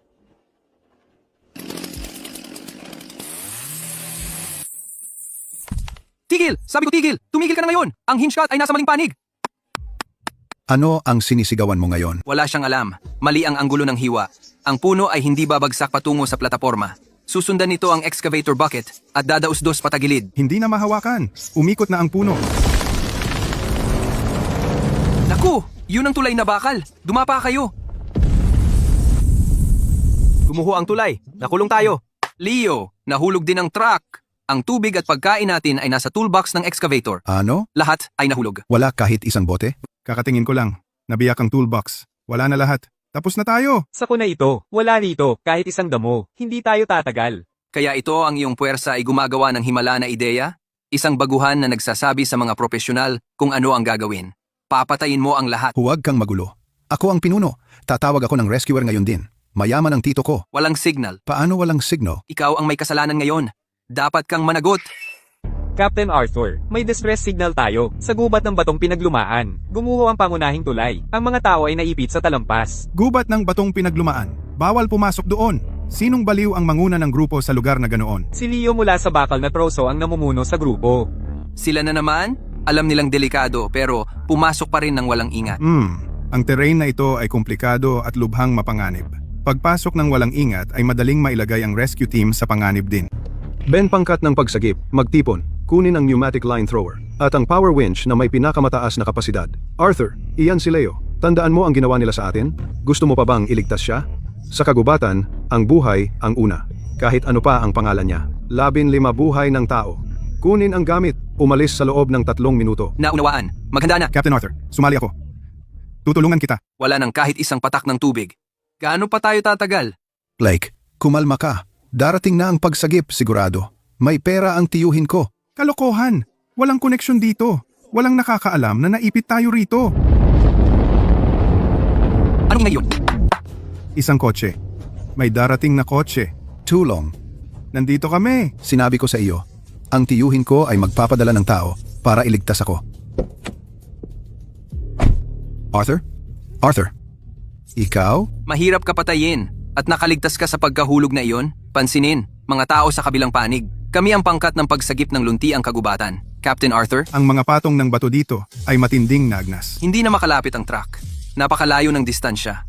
Hindi makalapag ang helicopter. Napakalakas ng paggupit ng hangin. Itayo ang suspended cableway. Kunin ang pneumatic line thrower. Lahat ng nasa kabilang panig. Umatras. Linisin ang lugar ng paglapag. Magpapaputok ako ng guideline. Lumayo kayo! Daan para kay Captain Arthur. Arthur, masyadong malakas ang hangin. Paka force 5 na. Galing timog kanluran ang hangin. Bilis ng hangin ay 12 metro kada segundo. Bitawan. Sige, darating na ang lubid. Ibalot ang pangunahing kable sa batong haligi. 3 ikot. Ilak ito ng steel shackles. Dapat matibay. Si Mga kasama, tulong! Hila! Arthur, nasa posisyon na ang winch. Irilin ng dahan-dahan. Higpitan ang pangunahing kable. Ikabit ang rescue basket. Galaw. Ako ang boss. Ako mauuna. Sa panaginip mo. Ikaw ang nagdala sa atin sa gulo. Ikaw ang huli. Lahat, tumigil. Kung may susubok na dumaan, ititigil ko ang rescue. Mauna ang matatanda, may sakit at sugatan. 2 tao lang bawat biyahe. Sinumang lumabag, siya ang huli. Makinig kay Captain Arthur. Bali ang binti ni Tom. Siya muna ang tulungan.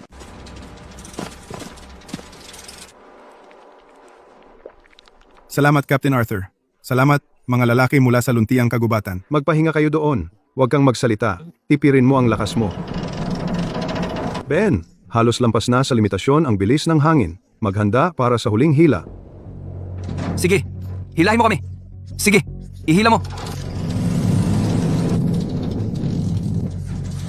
Tulong. Mahuhulog ako. Masyadong malakas ang hangin. Nabara ang puli. Huwag kang magpanik. Gamitin ang paghina ng hangin, pakawalan at hilahin paminsan-minsan. Simon. Arthur. Huwag mong akalaing magpapasalamat ako sa'yo. Magbabayad ang tiyuhin ko para sa rescue bayad sa inyong kumpanya. Pantay na tayo. Wala ka bang konsensya? Ipinagsapalaran ni Arthur ang kanyang buhay para iligtas ka at hindi ka man lang makapagsalita na parang tao? Iniligtas lang kita dahil suot ko itong rescue suit. Wala itong kinalaman sa iyo. Captain Arthur, si Leo ang nag-utos na ibangga ang excavator sa Red Chinquapin. Sinira ang load-bearing bridge. Hindi siya karapat-dapat mabuhay. Tama. Wala siyang pakialam kung mabuhay o mamatay kami. Wala siyang paki sa buhay para sa pera. Wala siyang pakialam. Chief Miller, ako si Arthur, mula sa Luntiang Kagubatan. Pero ito ay isang malubhang aksidente dahil sa paglabag ng tao. Narito ang lahat ng mga naipit na manggagawa. Maaari silang sumaksi anumang oras. Pakiutos sa asosasyon na ipadala agad ang pangkat ng investigasyon. Leo? Leo! Nasaan ka ba? Lumabas ka dyan! Tito, nandito ako. Wala kang kwentang tao. Sino ang nag-utos sa iyo na tawagan ang pangkat ng investigasyon ni Arthur? Tito, hindi ko ginawa. Siya ang tumawag ng mag-isa. Hindi ko siya napigilan. Dumating na ba ang pangkat ng investigasyon? Hindi pa. Sabi nila papunta na raw. Buti naman, wala pa sila. May pagkakataon pa tayong ayusin ito. Kumusta ang mga manggagawa? Dalhin mo ako sa kanila. Mga lalaki, nanginginig kayong lahat. Ito ang maliit na kabayaran ng kumpanya para sa gulat. $100,000 bawat isa. $100,000? Mr. Vance, ang buhay namin ay $100,000 lang? Kung hindi sapat, maaari tayong makipag-usap. $200,000. Kapag dumating na ang pangkat ng investigasyon, sundin ninyo lahat ang iisang kwento. Sabihin lang ninyo na nawala at nagtungo kayo rito ng mag-isa at walang kinalaman ang bakal na troso. Kung hindi dahil sa iyo, pupunta ba kami sa lugar na iyon? Nang bumagsak ang tulay, muntik na kaming lahat mahulog sa bangin. Ngayon, gusto mo kaming bilhin ang katahimikan? Huwag mong subukan ang iyong kapalaran. Kung sumabog ito, wala kang makukuhang 1 sentimo. Kasunduan, ang piraso ng toilet paper na iyon ay walang halaga. Mas mabuti pang maghanda ka na gumugol ng ilang taon sa loob. Lahat kami ay magpapatotoo. Kumusta ang sitwasyon? Nalabas mo ba ng ligtas ang lahat? Lahat ng 15 tao ay ligtas na nailigtas. Ang plataporma sa kabila ng bangin Ay may panganib ng pangalawang pagguho anumang oras. 10 minuto pa at sila'y mawawala na lahat. Chief Miller, hindi ko inaasahan na ikaw mismo ang darating. Maliit na aksidente lang iyon. 2 mabibigat na sasakyan ang bumangga. 15 tao ang natrapik sa isang pinaghihigpitang lugar. Victor, tinatawag mo iyon na aksidente? Chief Miller, itong mga temp na hindi alam ang mga patakaran, gusto nilang kumita ng extra at pumasok sa restricted area. Walang ideya ang kumpanya namin. Ang pamangkin mo ang nagdala sa amin doon. May ebidensya ka ba? Ang investigation team ay humahawak ng ebidensya, hindi lang iisang kwento. Tama, nasaan ang ebidensya? Inaakusahan mo ako ng walang ebidensya. Idemanda kita ng defamation. Ang labor contract ay malinaw na nakasaad na lahat ng paglabag ay responsibilidad ng individual.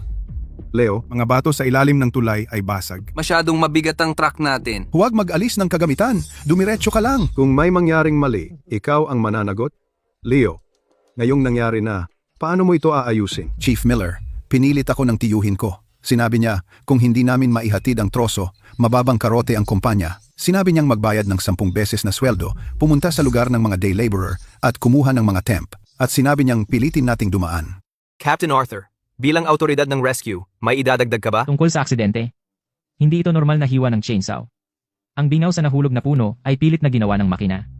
Sa bato na lumuma na, gamit ang excavator para itulak pababa ang siglong gulang na puno. Ito ay isang malubhang aksidente ng kapabayaan sa kaligtasan. Kumpleto ang ebidensya.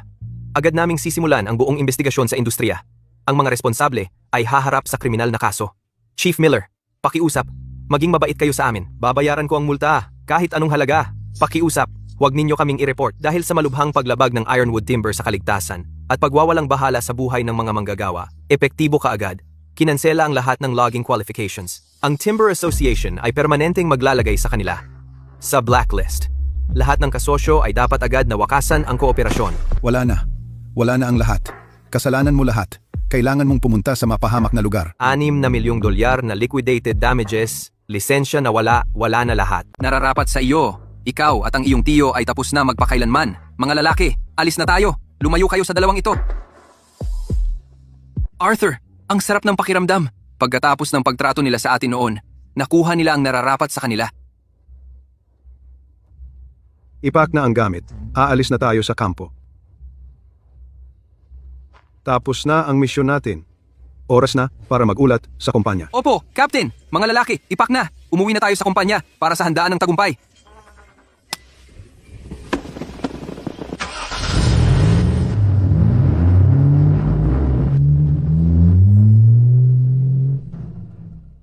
Talaga, ang sarap ng pakiramdam.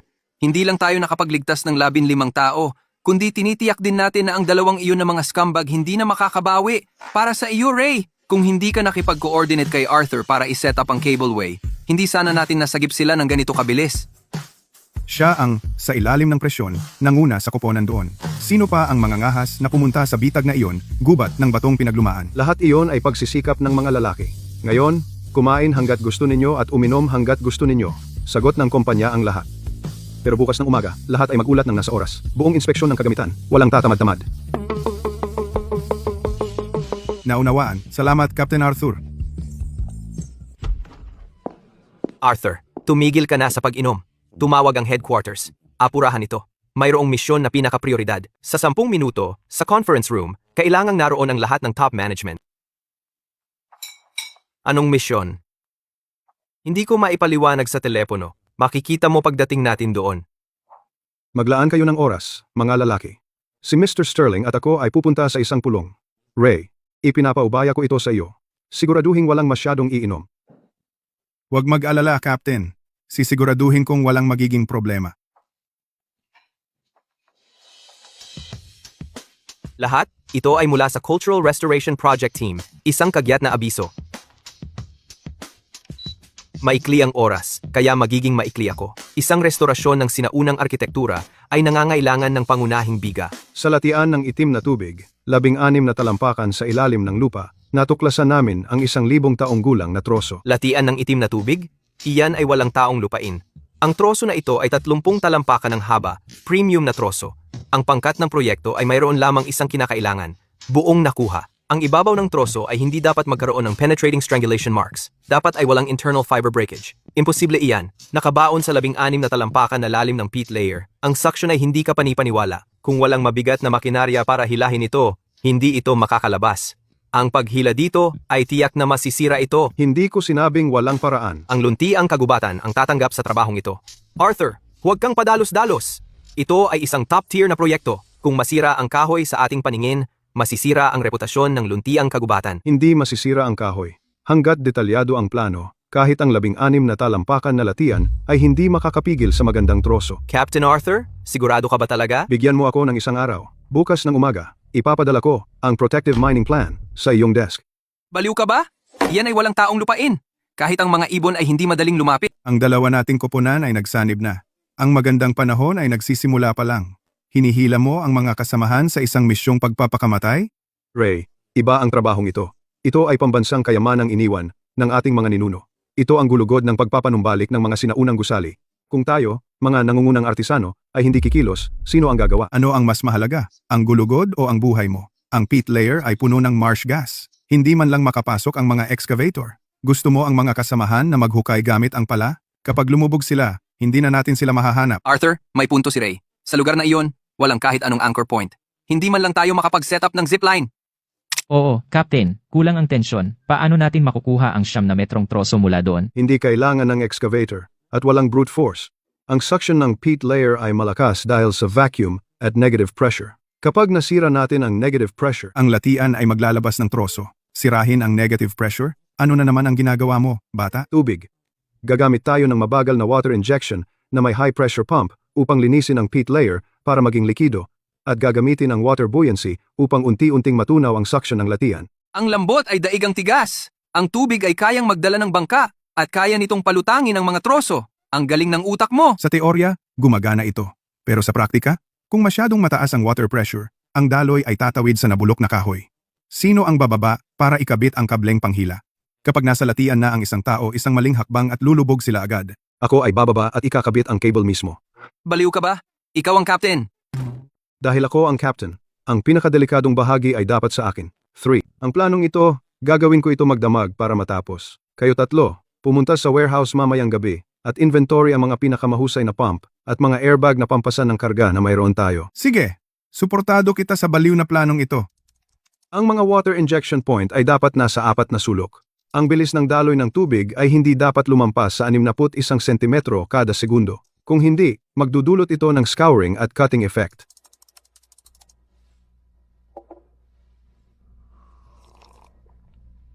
Ang attachment point ng kableng panghila ang tanging mahinang bahagi.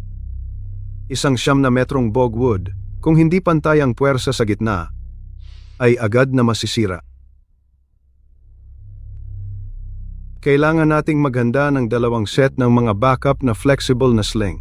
Walang puwang para sa pagkakamali.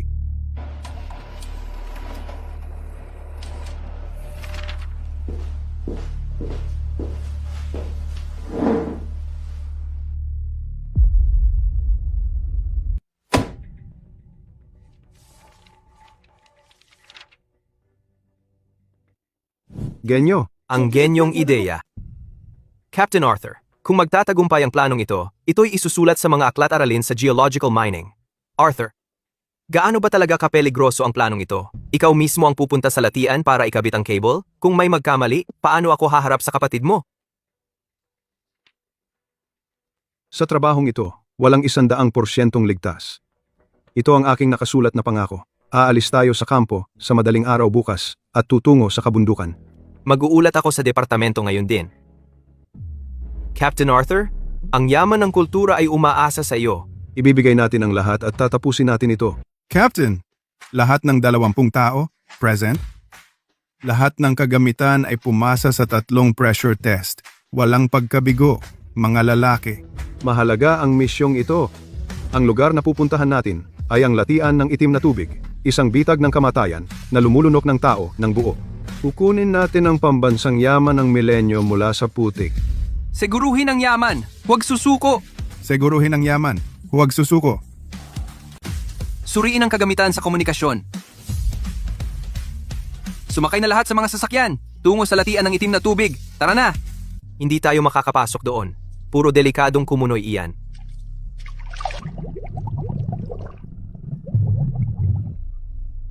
Diyos ko! Isang maling hakbang at wala ka ng panahong sumigaw.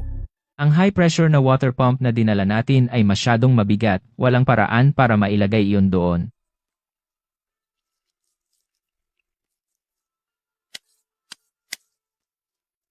Ang surface tension ng pit layer ay hindi sapat. Hindi ka pwedeng tumapak ng direkta doon. Kalimutan mo na, Captain Arthur. Alam kong mahalaga ang trabahong ito, pero sobrang taas ng panganib. Hindi ito para sa kasikatan. Ito ay tungkol sa isang proyekto ng pagpapanumbalik ng kultura. Pero ang pagpapanumbalik ng kultura ay hindi nangangahulugang isa panganib ang ating buhay. 16 talampakan ng lalim, 30 talampakang troso. Paano ka bababa at ikakabit ang cable? Paano mo ililipat ang pump? Paglalagay ng mga eco-friendly na floating boards, gamit ang mga lokal na materyales, pinapataas ang load-bearing area. Pantasya lang iyan. Wala kang ideya kung ano ang nasa ilalim. Kung gumulong ang board dahil sa hindi pantay na puwersa, lulubog tayong lahat. Arthur, hindi ako sang-ayon sa planong ito. Kung may isa mang pagkakamali, masisira ang reputasyon ng luntiang kagubatan. Hindi natin kayang mangyari iyon. Ray, sigurado si Arthur na kaya niya ito. Sigurado siyang kaya niya? Ito ay isang latian. Hindi sumusunod ang kalikasan sa mga patakaran. Iyon ang aking hangganan. Isang nakasulat na pangako. Lahat ng teknikal na panganib ay personal na pananagutan ni Arthur. May kailangang tumayo at ayusin ang gulugod na iyon. Ray, hindi ako nagsusugal. Sinusuportahan ako ng aking kakayahan. Kailangan ko ang iyong karanasan dito. Kung masira ang troso o magkaroon ng nasawi, aalis si Arthur. Pananagutan ni Arthur ang lahat. Captain, baliw ka. Ito ay isang walang hanggang hukay. Inaako mo lahat ng pananagutan sa iyong sarili. Ang pambansang kayamanan ay hindi dapat mabulok sa putik.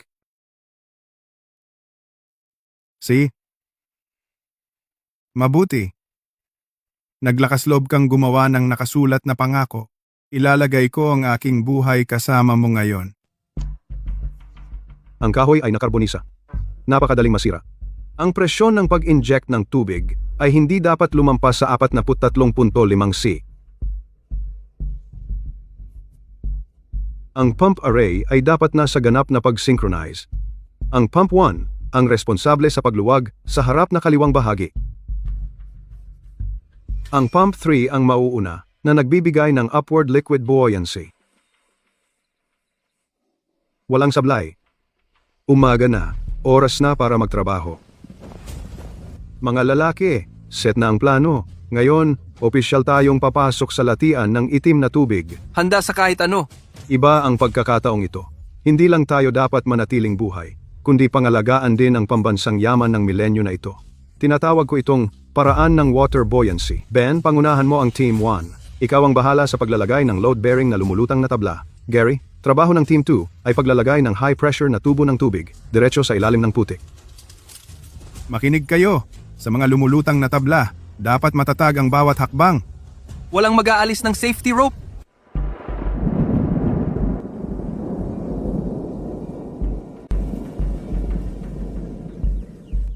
Arthur, may problema ang langit.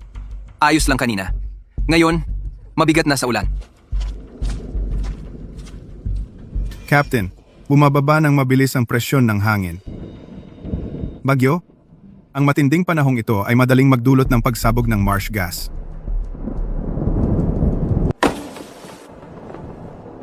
Sinusubukan tayo ng kalikasan.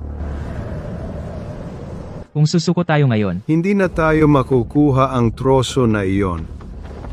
sundin natin ang plano. Kilos, Sige. Ano ang kinakatakutan natin? Kahit ang Diyos ay hindi tayo mapipigilan.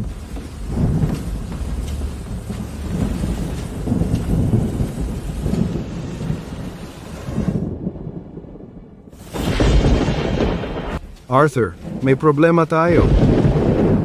Anong nangyayari? Ang kompas. Nabaliw na. Tapos na tayo. Nakakagulo ang bagyo sa magnetic field. Sa latian na ito, talagang nawawala tayo.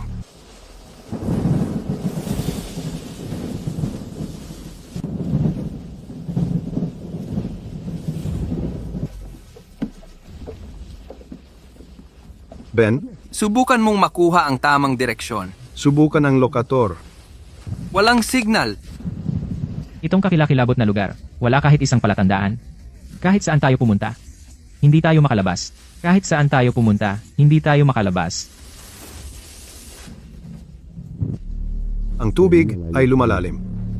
Ang lumulutang na tabla ay malapit na sa limitasyon ng bigat. Captain Arthur, kailangan nating magdesisyon ngayon. Kahit bulag tayong pumunta, kailangan nating subukan. Ray, tingnan mo kung ano ang tumutubo doon. Lumot? Ang latian ay laging basa. Lumot? Ano naman?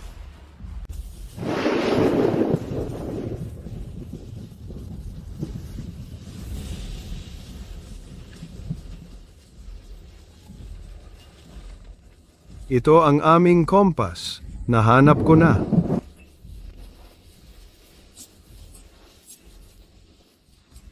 Hindi nagsisinungaling ang kalikasan. Mas madilim ang lumot dito. Mas makapal. Mamasa-masa. Mas mapusyaw ang lumot dito. Halos walang himulmol. Mga panig na nasa hangin at protektado. Itong maulang kagubatan ay nakakaranas ng habagat buong taon. Ang panig na may mas makapal na lumot ay hilagang silangan. Ang aming target ay diretsyong hilaga. Sundan lang ang lumot kung saan ito ay manipis, lumiko ng 15 degree, at iyon ay diretsyong hilaga. Diyos ko, alam mo lahat ito. Ito ay mas tumpak kaysa sa mga elektronikong instrumento. Arthur, ikaw na. Narinig niyo ba iyon, mga pare? Mayroon tayong taong parang mapa na gumagabay sa atin. Hindi tayo mamamatay. Hindi lang tungkol sa lumot ito. Kailangan mo ring tingnan ang daloy ng tubig. Ang paraan ng pagkakabaluktot ng mga ugat ng damo sa tubig, iyon ay nagpapakita ng landas ng ilalim ng lupa na agos. Ang bagong henerasyon ay ibang klase. Kalahati ng aking buhay. Nagtrek ako sa mga rainforest. Dulpita. Ngunit ngayon, may bago akong nakita. Lahat, manatili sa formasyon. Sundan ang aking mga hakbang at huwag palampasin ang isang hakbang. Nakuha ko.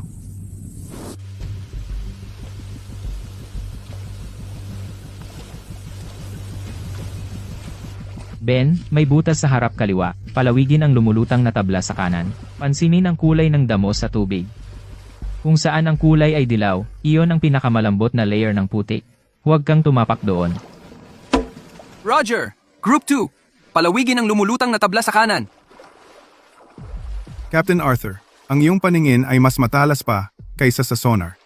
Noong panahong iyon, para kumita ng mas malaki, Sadyang pumupunta ako sa mga lugar na hindi ginagalawan ng iba. Ilang beses akong naligaw at halos hindi na nakabalik. Upang manatiling buhay, pinilit ko ang aking sarili na matutunan ang bawat halaman at puno sa rainforest, sa loob at labas. Ang tapang mo talaga. Kaya naman luntiang kagubatan ay pumayag na ipagkatiwala sa iyo ang napakabigat na kargada. Captain, tumigil na ang ulan. Sige lang, malapit na ang target. Nakikita mo ba ang kambal na puno? Iyon ang mata ng latian ng itim na tubig.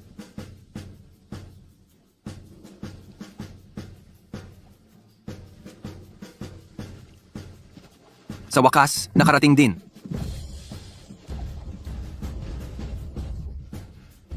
Kung lumihis man tayo ng kahit 1 degree, nasa labas pa rin tayo ng paligid. Eksakto.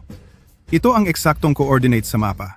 Kahit walang instrumento at may bagyong nakakagambala, gumamit ka ng balat at halaman sa tubig para gabayan tayo tungo sa gitna. Captain, ang galing mo! Ang huling bahagi ay nagpapakita ng tunay na hirap. Ang tunay na labanan ay nasa ilalim pa ng ibabaw. Captain Arthur, magbigay ng utos.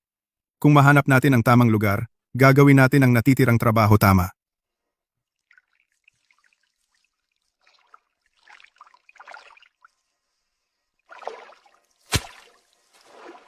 Ipatupad ang ikalawang plano. Gary, i-assemble ang high-pressure na water pump array. Ikabit ang lahat ng load-bearing airbags. Ben, ihanda ang mga flexible slings. Sa loob ng 1 oras, gusto kong makita ang suction hose na umabot ng 4.9 metro pababa sa putik. Opo, Captain. Gagawin namin ito. Arthur, ang lala ng putik na ito.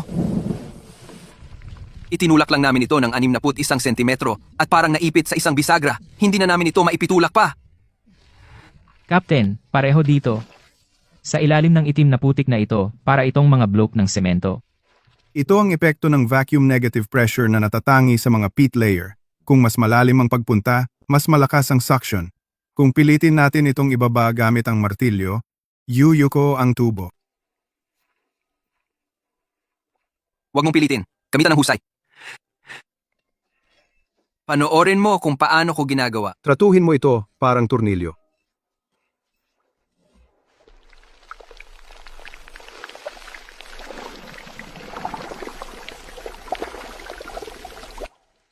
Lahat ng water injection pipes gamitin ang paraan ng spiral probing. Dapat silang eksaktong umabot sa lalim na 15 talampakan.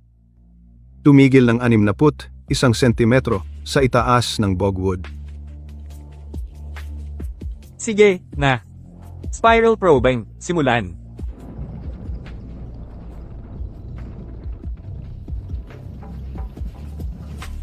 Captain Arthur, lahat ng 4 na water injection points ay nasa lugar na. Ang check ng high-pressure water pump ay kumpleto na.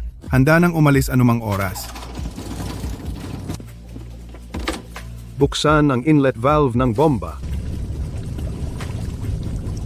Presyon itinagda sa 14.5 psi. Mabagal na water injection. Simulan.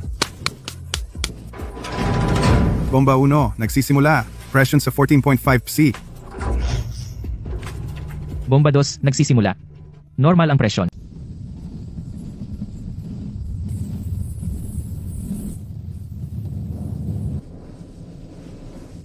Captain, bakit hindi ito tumutugon? Masyado bang mababa ang presyon? Hindi makalusot ang tubig sa putik sa ilalim. Paano kung dagdagan ko ang presyon sa 45 C? Isang water jet na 45 C ay madaling pumutol sa carbonized Millennium Bogwood sa kalahati. Ginagawa natin ito ng maayos, hindi mapanira. Magpasensya ka. Captain Arthur, tingnan mo. Ang istruktura ng putik sa ilalim ng lupa ay nagbabago.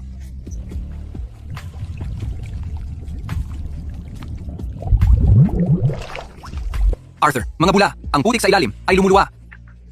Ang negative pressure ay bumababa. Panatilihin ito sa 15 C. Patuloy na magbomba ng tubig. Lahat, ingatan ang inyong balanse sa mga floating boards. Ang pagtunaw ng putik ay magpapataob sa mga floating boards.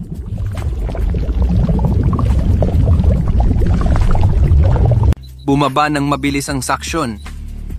Captain, gumagana ang paraan ng water buoyancy mo. Nawala na ang kapit ng putik.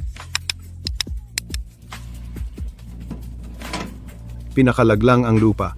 Nagsisimula pa lang ang pinakamapanganib na bahagi. I-thread ang karayom.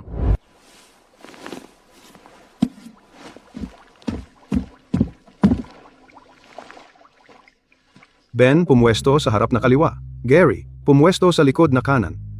Ipapasok ko ang dalawang sling na ito sa ilalim ng bogwood.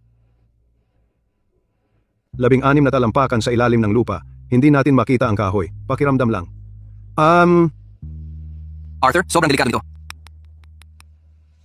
Ang ibabaw ng kahoy ay maaaring naging carbonized at malutong. Mababasag ito kung mahawakan man lang ng guide rod. Damhin ang butil. Huwag itong tratuhin na parang patay. Gawin ayon sa hugis nito.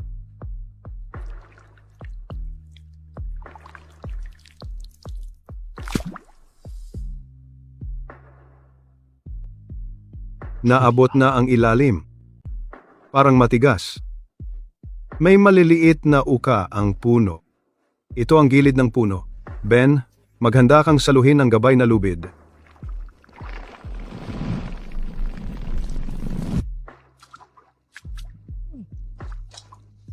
Wala pa. Hindi pa, Arthur. Masyadong malakas ang putik. Hindi makalusot ang sling. Saluhin. Nakuha na. Nakalusot na ang una.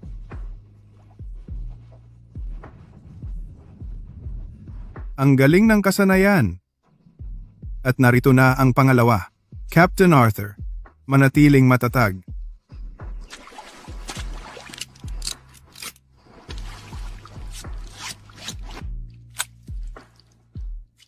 Nakakabit na ang sling?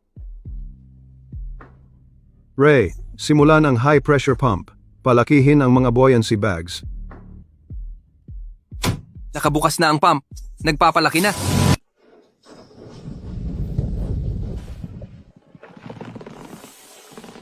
Captain, sa tingin mo kaya nating hilahin ito? Ito ay 30 talampakan ng solido na kahoy na nabuo sa ilalim ng lupa. Hindi natin ito hinihila. Ito ang buoyancy ng tubig at airbags na nagpapataas nito.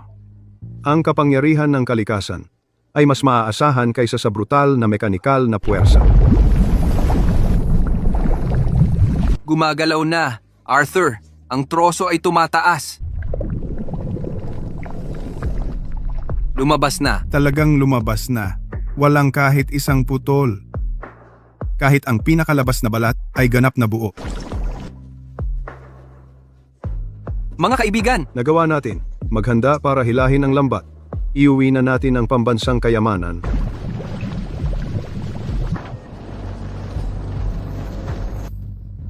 Arthur, ang bomba ay nagbobomba pa rin ng tubig.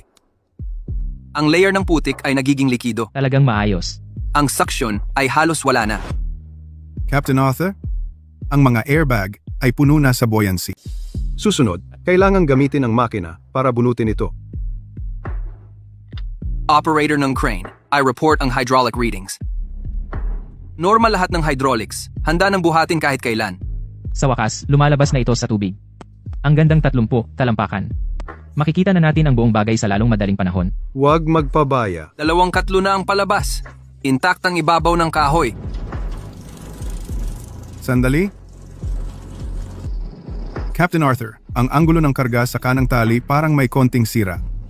Crane, tigil ang pagbuhat. Manatiling matatag.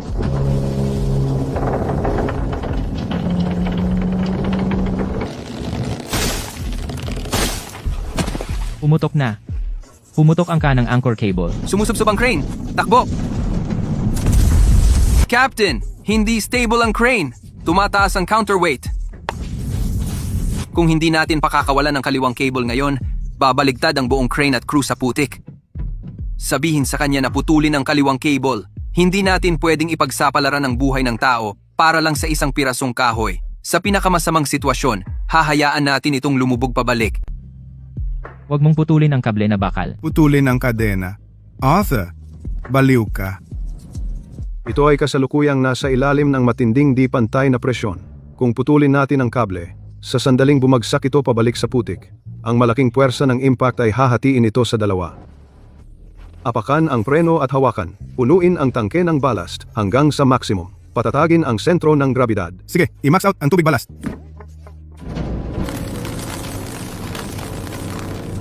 Arthur, hindi na ito magtatagal. Mga 5 minuto lang. Ang kaliwang bahagi ay susuko rin. Mawawala sa atin ang pambansang kayamanan na ito.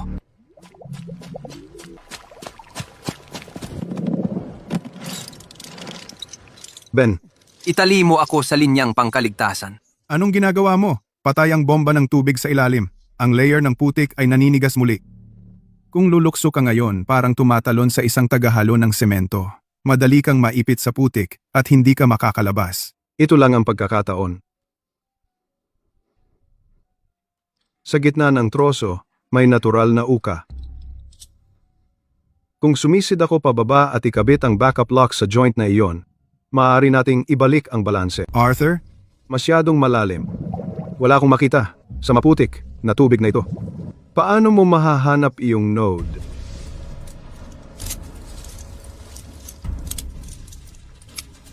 Alam ko ang bawat butil nito.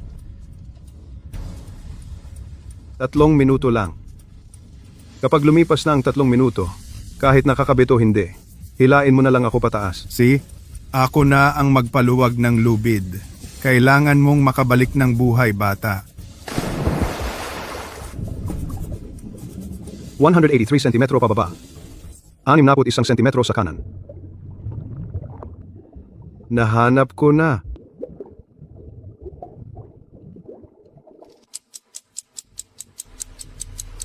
Arthur, walang nangyayari. Arthur, bakit wala pang signal? Malapit nang maputol ang lambanog. Nasira na ang lambanog. Maghanda ng humila. Siyam. 8. Nakakabit na.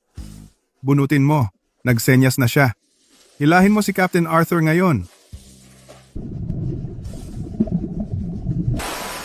Captain, muntik mo na kaming patayin sa takot. Operador, ikabit ang reserbang kable na bakal sa pantulong na pambunot. Bunutin mo agad! Gumawa ng pahalang na tensyon gamit ang kaliwang pangunahing kable, lagyan ng tuloy-tuloy na puwersa.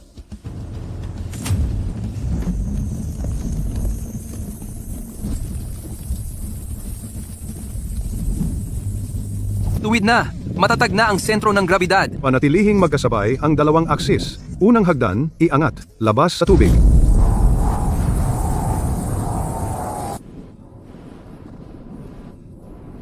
Arthur, ikaw talaga ang haligi ng luntiang kagubatan.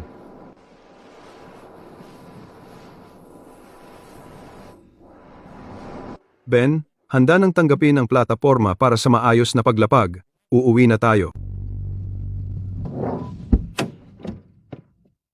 Director Evans, dumating na ang troso. Dahan-dahan at maingat. May unan sa buong daan. Siguradong ligtas. Bilis! Buksan ang kompartimento, tingnan ko. Isang himala, ang carbonized na layer ay perpektong napanatili. Wala kahit isang maliit na marka ng kable. Captain Arthur, nailigtas mo ang isang pambansang kayamanan? Sa pamamagitan nito, ang buo na pangunahing biga, ang proyekto sa pagpapanumbalik ng sinaunang arkitektura ay sa wakas ay opisyal na magsisimula. Director Evans, napakabait ninyo. Ito ang tungkulin namin sa luntiang kagubatan.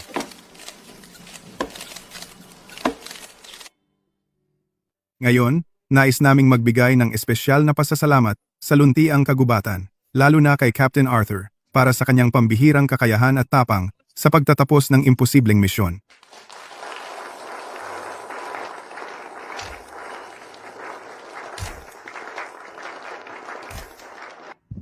Captain Arthur, narinig kong pumirma ka ng isang personal na nakasulat na pangako.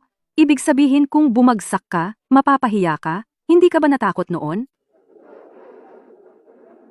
Sa harap ng rainforest at ng bangin, lahat ay natatakot. Pero basta't panatilihin natin ang ating paghanga sa kalikasan. Sundin ang mga patakaran ng latian, at gamitin ang paraan ng water buoyancy upang maiwasan ang direktang banggaan, bibigyan ka ng kalikasan ng paraan. Kami sa Luntiang Kagubatan ay laging naniniwala na ang teknolohiya ang hari at kaligtasan ang una. Si Captain Arthur ang pinakamagandang halimbawa ng aming pilosopiya. Captain Arthur, gamit ang iyong paraan ng water buoyancy, lahat ay namamangha sa kung paano mo ginawang pagtutroso isang tumpak na sining. Sa totoo lang, hindi ito sining, ito ang hangganan. Isa akong mabababang antas na mangangahoy. Nakita ko na ang mga taong nawalan ng buhay dahil sa paglabag sa mga patakaran. Ang isang manggagawa ay hindi pwedeng pera lang ang isipin. Kailangan niyang maging responsable sa troso, at sa buhay ng mga tauhan.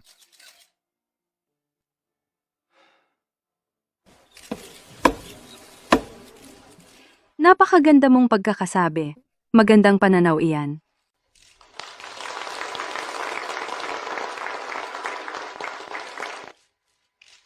Salamat, pare. Mga guys, tingnan nyo. Arthur, nasa cover ka. Balita sa troso. Ito ang nangungunang magasin sa ating industriya. Galing mo, pare. Talagang pinalaki mo ang Luntiang Kagubatan. Tingnan ang headline. Rainforest na mangangahoy isang.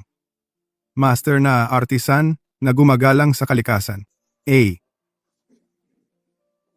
At totoo kang sikat ngayon. Mula ngayon, kapag lumalabas tayo, taas no tayo.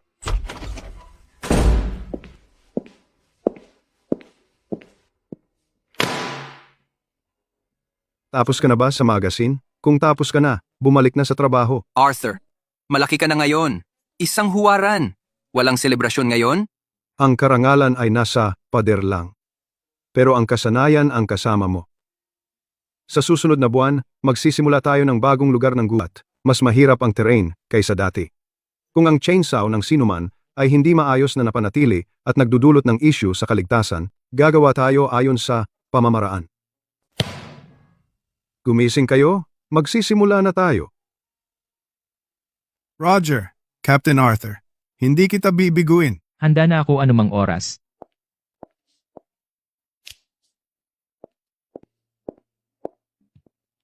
Victor, naayos na ang mga account. Ang grupo ng malawak na abot tanaw ay $6 na milyong na liquidated damages, kasama ang troso idinagdag. Mabibigat na multa. Lahat ng account ng inyong kumpanya, mga ari-arian, at kagamitan sa pagtotroso ay legal na kinuha upang mabayaran ang utang. Wala na lahat. 15 taon ng pagsusumikap. Tito, sinabi ko sa iyo hindi natin dapat tinanggap ang trabahong iyan. Pati ang Mercedes na bago ko lang binili kinakaladkad palayo. Ngayon, tingnan mo, Maglilibot-libot ako. nang wala man lang kotse. Tumahimik ka. Huwag banggitin ang Mercedes. Kami ngayon ay mga pulubing walang pera. Kayo dalawa, kapag napak na ang inyong mga personal na gamit, umalis na kayo. Ang gusaling ito ay naagaw na. Tatatakan nila ang pintuan sa harap.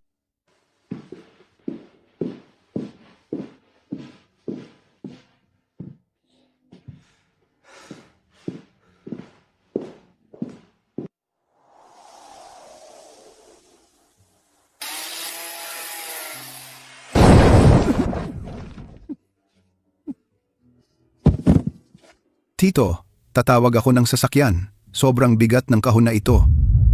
Tay, nakablock lahat ng card ko sa bangko.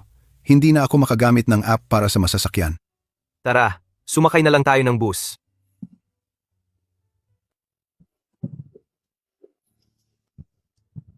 Sa negosyong ito, wala na tayong puwang sa larong ito.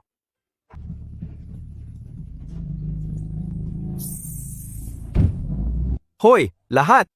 Sa proyekto ng pagpapanumbalik ng kultura noong nakaraang linggo, Luntiang Kagubatan ay nakamit ang isang mahirap na tagumpay.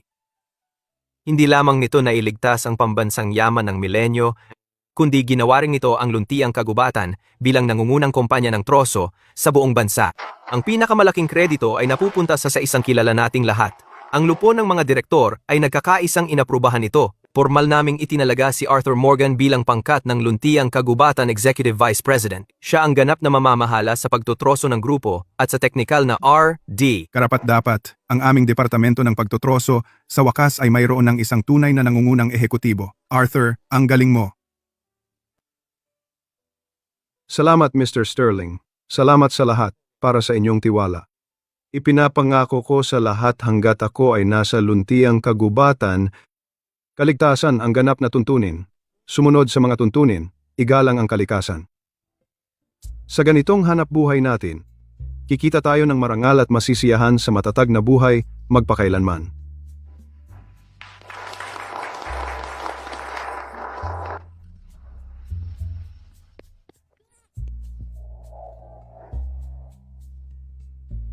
Ang gwapo mo ngayon. Parang isang malaking amo. Amo na ako. Tara, hayaan mo akong ihatid ka sa bahay. Ang sarap. Arthur, so, ano ang plano mo? Madalas ka pa bang pumunta sa bundok? Uwa?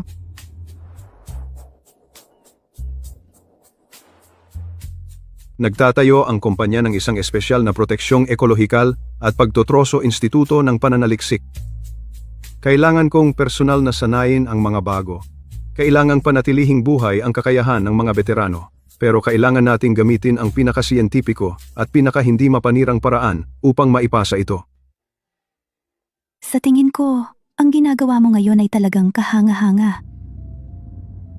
Kumapit ka lang. Dumiretso tayo sa araw.